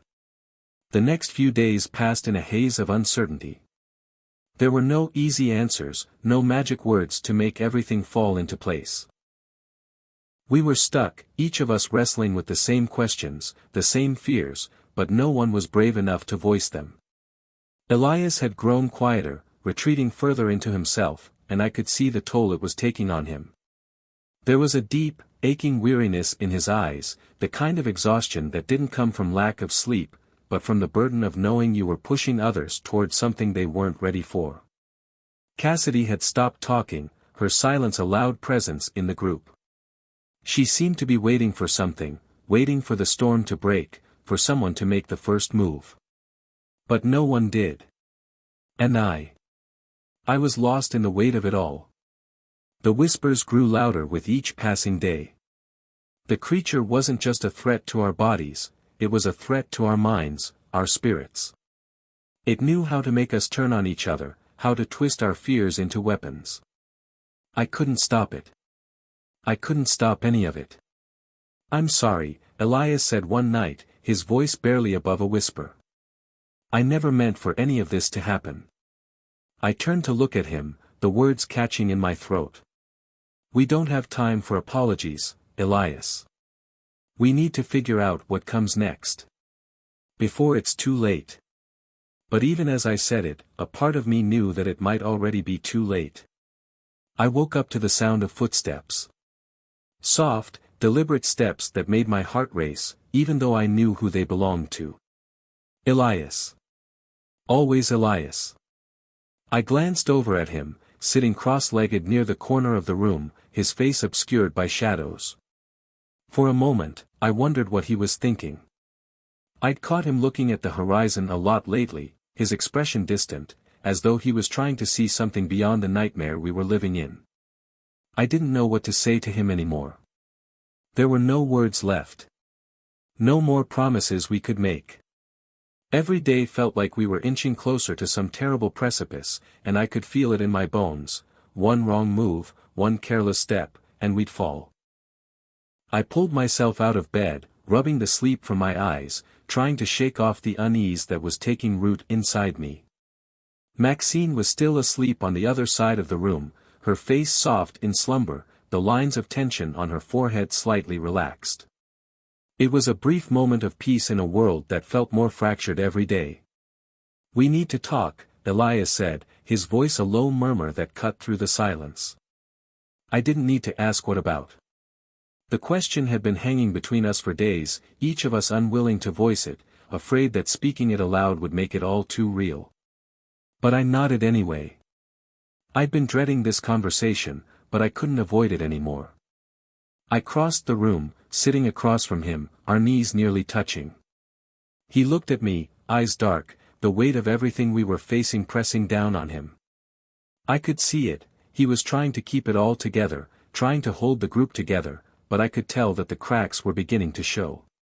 "You think we can survive this?" he asked, his voice barely above a whisper. I stared at him, surprised by the bluntness of the question. "I don't know," I admitted. "Every day, it feels like we're closer to breaking." He let out a bitter laugh, one that didn't sound like him.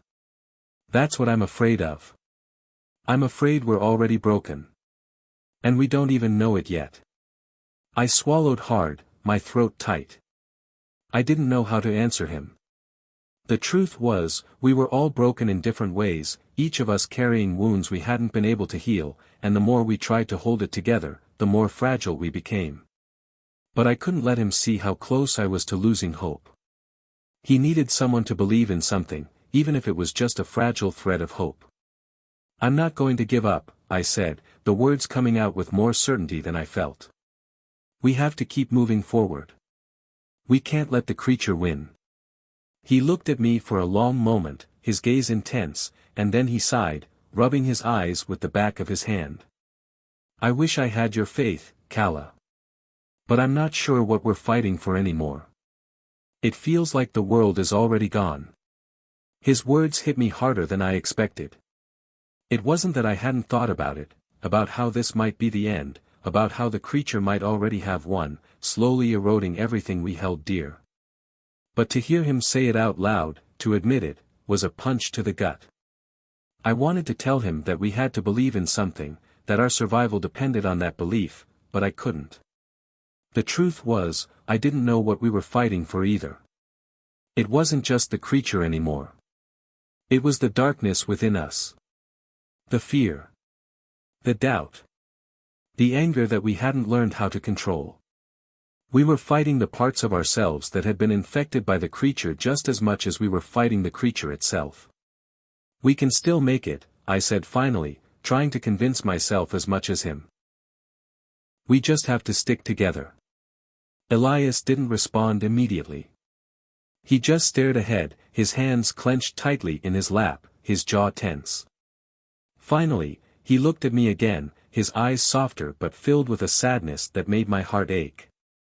I don't think any of us can do this alone anymore, Kala, he said quietly. But I don't know how much longer we can stay together before we implode. I didn't have an answer for him. I didn't know what we were supposed to do next, or if we even had the strength to keep fighting. But I couldn't give up, not yet, not when we were so close to something. I'm not going to let that happen, I said firmly. We can make it. We just have to hold on to what we have left. Elias didn't reply, but his eyes softened a little. Maybe he believed me, or maybe he was just trying to believe in something too. We sat in silence for a long time after that. The weight of the unspoken words between us was almost too much to bear, but neither of us moved. Finally, I stood, looking down at him. I'll talk to Maxine. She's still holding on to her anger. We need to fix this before it's too late. He nodded silently, his eyes following me as I turned to leave. As I made my way over to Maxine, I could already feel the walls closing in around us again. I didn't know what to say, but I knew it had to be said. We were running out of time. Maxine didn't wake up when I sat down beside her. She looked peaceful in her sleep, her face relaxed, but I could see the tension in her shoulders, the way she curled into herself even in rest. She was holding something back, something deep, and I wasn't sure how much longer she could keep it inside. I reached over and gently touched her arm, waking her slowly. She stirred, blinking as her eyes focused on me. "What's wrong?" she asked, her voice rough with sleep. I hesitated, but I had to ask. "Are you still angry with Elias?" Maxine looked away, the flicker of hurt in her eyes too quick for me to ignore. "I don't know what I feel anymore," she said quietly. "I'm scared, Kala. Scared that if we keep trusting him, we'll lose everything. We'll lose ourselves."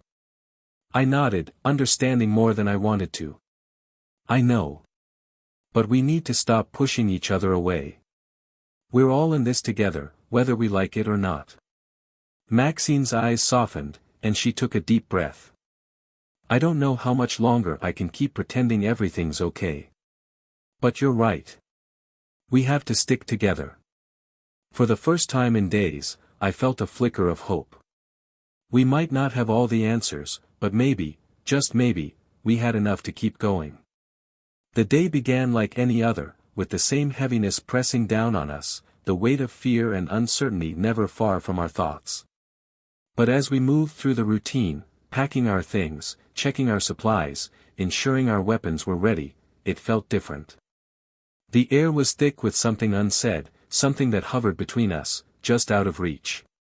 Maxine had agreed to stay with Elias, at least for now. Her anger had softened, though it wasn't gone. It was like a thin crack in a wall that might widen at any moment, but for the time being, we could continue forward, trying to find what little strength we had left. The rest of the day was spent moving through the barren landscape, the ruins of what used to be a city looming like ghosts behind us. The streets, once vibrant with life, were now eerily silent, save for the occasional gust of wind that sent dust swirling through the air. There was no sign of the creature, no signs of any survivors, just the remnants of a world lost to chaos. "Do you think anyone else is out there?" Maxine asked, breaking the silence as we trudged through the wreckage. I mean, someone who isn't trying to kill us. I don't know, I said, glancing back at Elias, who was walking a few steps behind us. But if they are, I hope they're not as broken as we are. Maxine gave a hollow laugh, her eyes scanning the ruined buildings around us. Do you think we're broken? I didn't know how to answer her. I wanted to say no, that we were survivors, that we still had a chance. But deep down, I knew the truth. We were all fractured, each of us carrying wounds that we didn't know how to heal. We'd been forced to make decisions we never thought we'd have to make, choices that had changed us in ways we couldn't fully understand yet. But still, I had to hold on to the hope that there was more to us than just the trauma. That somehow, we could come out of this hole. Or at least, close enough. We're still here, I said finally. That's something. Maxine didn't reply, but I saw a flicker of something in her eyes. Maybe it was doubt, maybe hope, I couldn't tell. But it was something. And it made me believe, just a little, that we weren't completely lost. As the day stretched on, I felt the tension building again. It wasn't just the creature we were trying to outrun, it was ourselves, too. The fear, the anger, the guilt, it was like a slow, creeping poison that threatened to seep into everything we did. We set up camp by the remnants of an old church that had crumbled in on itself, the walls barely standing. It was as good a place as any to stop for the night. There were still no signs of movement, no sign of the creature, but that didn't mean we were safe. Not anymore. We had learned the hard way that the creature could be anywhere, lurking in the shadows, waiting for the right moment to strike. We should take shifts, Elias said, his voice low, a shadow of concern creeping into his features. We need to keep watch. Maxine and I nodded, though neither of us was thrilled with the idea. The last few nights had been sleepless, each of us haunted by nightmares we couldn't escape. But we had no choice. We couldn't afford to sleep without keeping our guard up. I'll take the first shift, Maxine volunteered, her voice steady.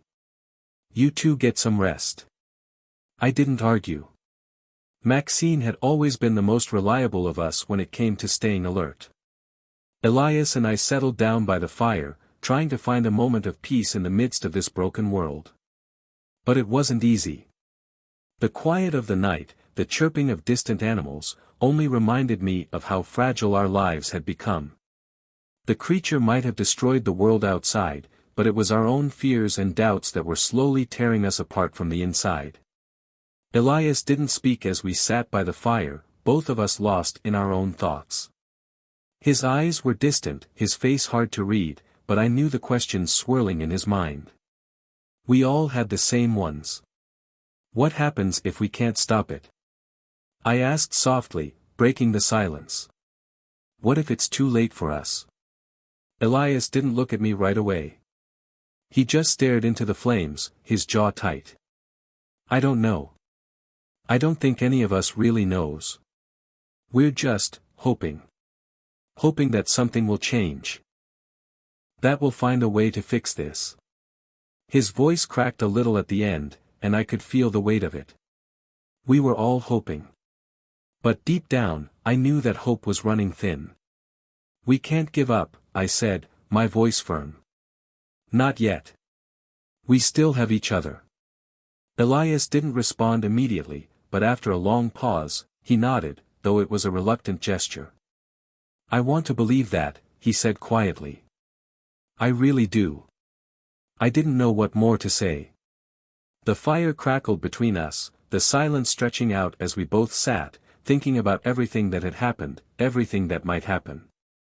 The night dragged on, and the weight of uncertainty pressed down even harder. The creature was still out there, its presence like a constant shadow in our minds. But for now, we had each other. And that was all we could hold on to. Maxine's shift passed without incident, but neither of us got much rest. The fear of what might come next was too overwhelming, and even the darkness of sleep didn't offer relief. The nightmares that came when I closed my eyes were more vivid than anything I'd ever experienced. The creature had found a way into our minds now. It was no longer just something we could outrun or hide from, it had become a part of us. By the time the sun began to rise, the air was thick with tension. We all knew what we were facing now. This wasn't just about survival anymore.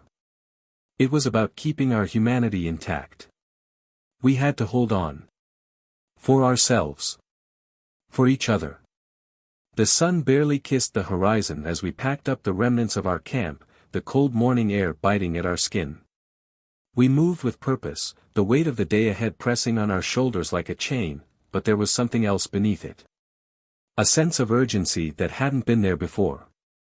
It was as though the world itself was holding its breath, waiting for us to make the next move.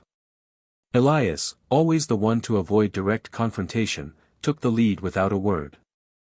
I could see his jaw set tight, his eyes scanning every shadow, every corner of the desolate ruins.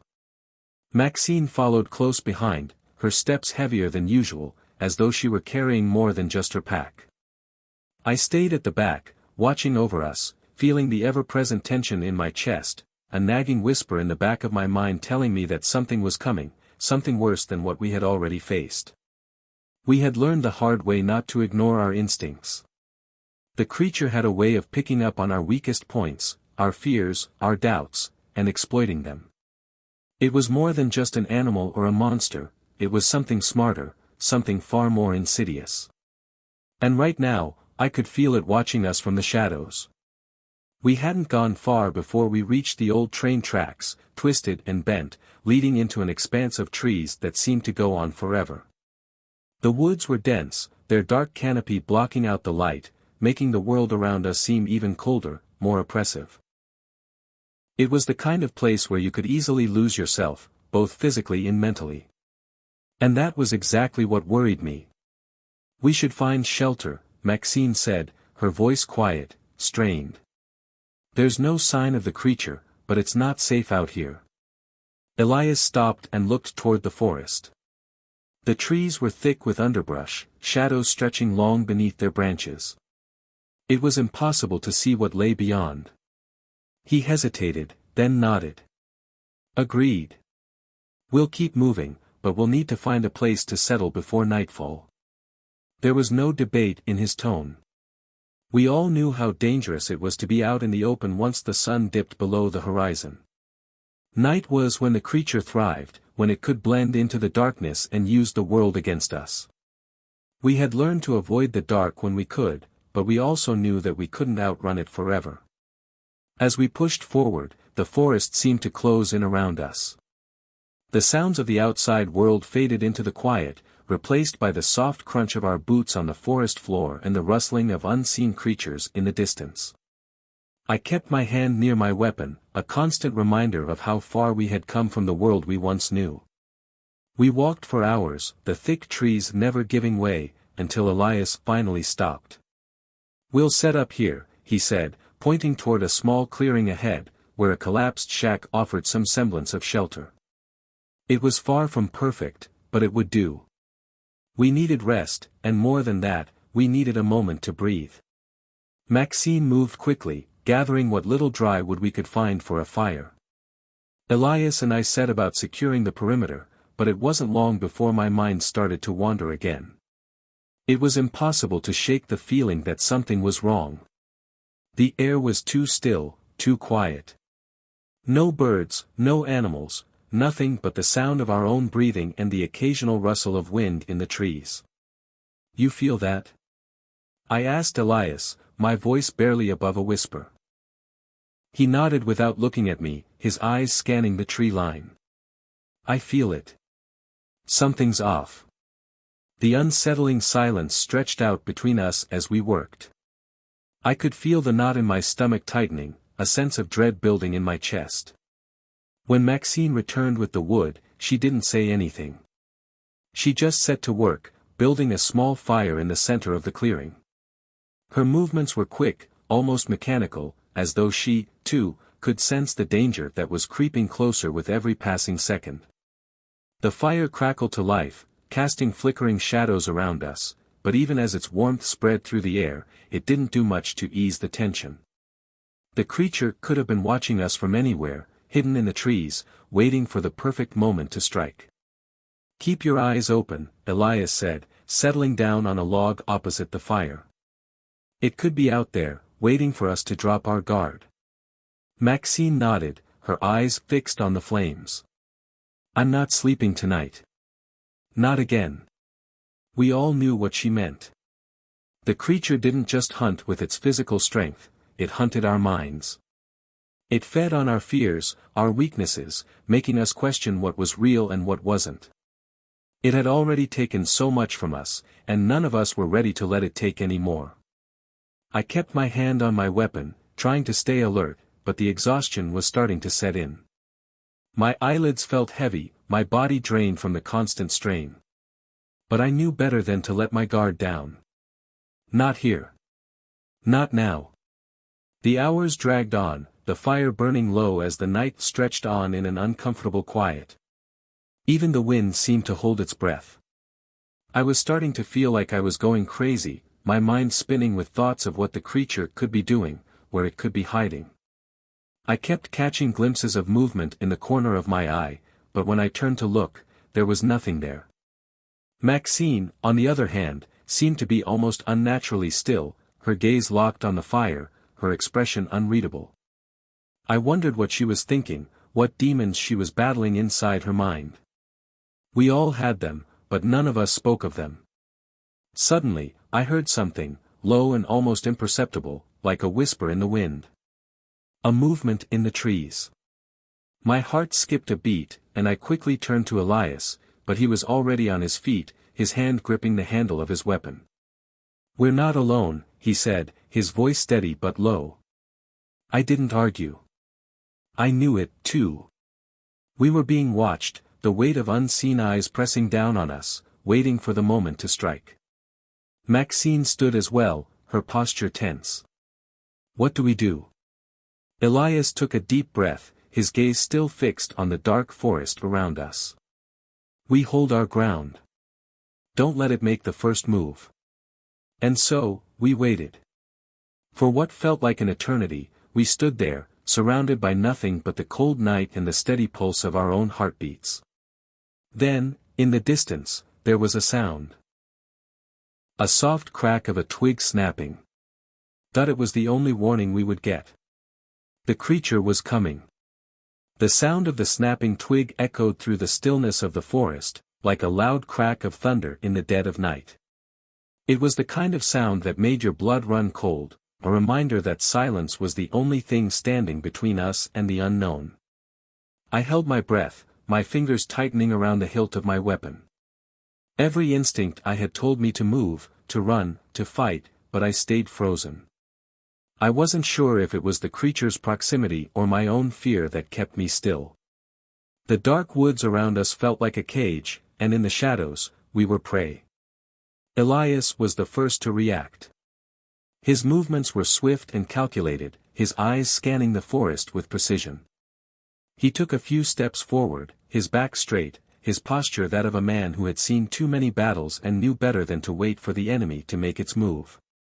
"It's here," he whispered, the words more of a statement than a question. I could hear my own heartbeat thudding in my chest as Maxine stepped forward, her breath shallow. "Do you see it?" she asked, her voice a mixture of hope and dread.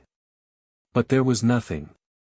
No shape moving through the trees, no sound of leaves rustling or branches cracking. Only the unsettling silence that had become so familiar to us. "I don't see anything," I said, my voice barely above a whisper. I could feel the weight of the air pressing down on me. Elias nodded, his eyes narrowed. "It's too quiet," he said. "It's playing with us." It was a chilling thought. The creature wasn't just hunting us, it was toying with us, luring us into a false sense of security. It knew us too well by now. It knew how we'd react, what we'd fear, and it was using that knowledge against us. Suddenly, I heard another sound, closer this time. A low growl, so deep it reverberated through the ground beneath our feet. My blood ran cold. It was too late to flee now. The creature was close, too close. Maxine. I gasped, barely able to catch my breath. We can't outrun it. We have to. She didn't look back. Her eyes were fixed ahead, focused on the narrow path that led through the forest. Keep running, she shouted. Don't stop. Her voice was sharp, desperate. She wasn't giving up. Neither was I. But I could feel myself faltering. The weight of the last few days, the horrors we'd faced, the weight of Maxine's life in my hands, was starting to take its toll. My legs were cramping, my chest was tightening. I had to do something, or we were going to die out here. I glanced around, looking for anything, any escape. But all I saw were trees. There was no clear path. No direction to run. Maxine grabbed my arm, pulling me forward as she stumbled over a root. Focus, she said, her voice frantic. We can't stop. I nodded, but even as I did, I could hear the thing behind us getting closer. Its growls were becoming louder, more furious. The air was thick with the sound of it, the noise of a predator closing in on its prey. Suddenly, a blinding light cut through the trees ahead. I shielded my eyes, disoriented. Was it the creature? Was it something else? My heart raced as I squinted, trying to make sense of the strange, bright glow. It was a car. A truck, parked right in the middle of the forest, its headlights cutting through the darkness like a beacon. Maxine! Look! I shouted, grabbing her arm. For a brief moment, I saw her face soften, a flicker of hope in her eyes. But it was fleeting. The creature was almost on us. I could hear its breathing now, each exhale like a death knell. Without another word, Maxine pulled me toward the truck. We ran, stumbling over roots and rocks, the sound of the creature's pursuit growing louder by the second. We reached the truck in seconds, but there was no time to get inside.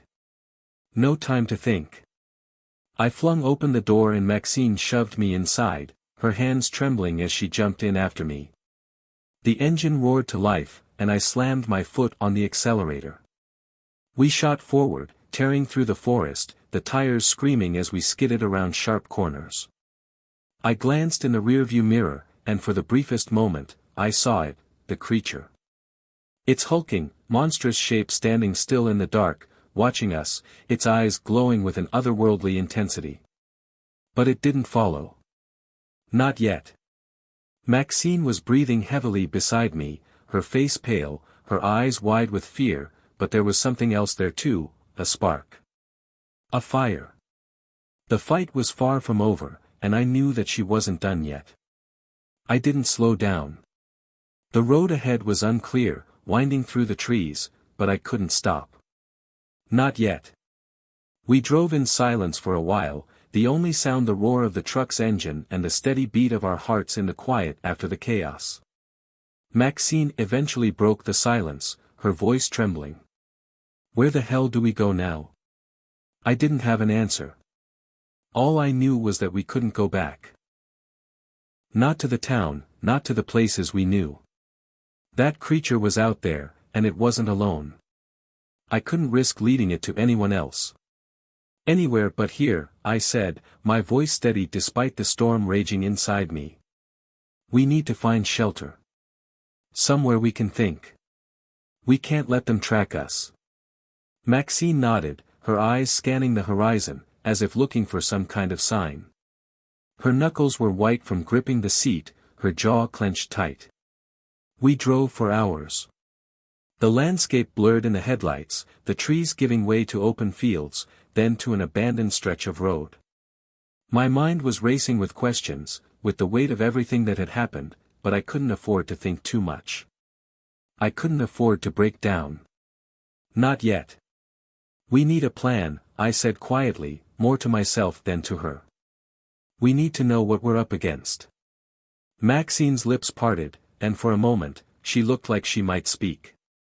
But then her expression hardened, and she turned to face the road again, her gaze steely. "We'll figure it out," she said, her voice steady. "We've survived worse." I didn't argue. She was right.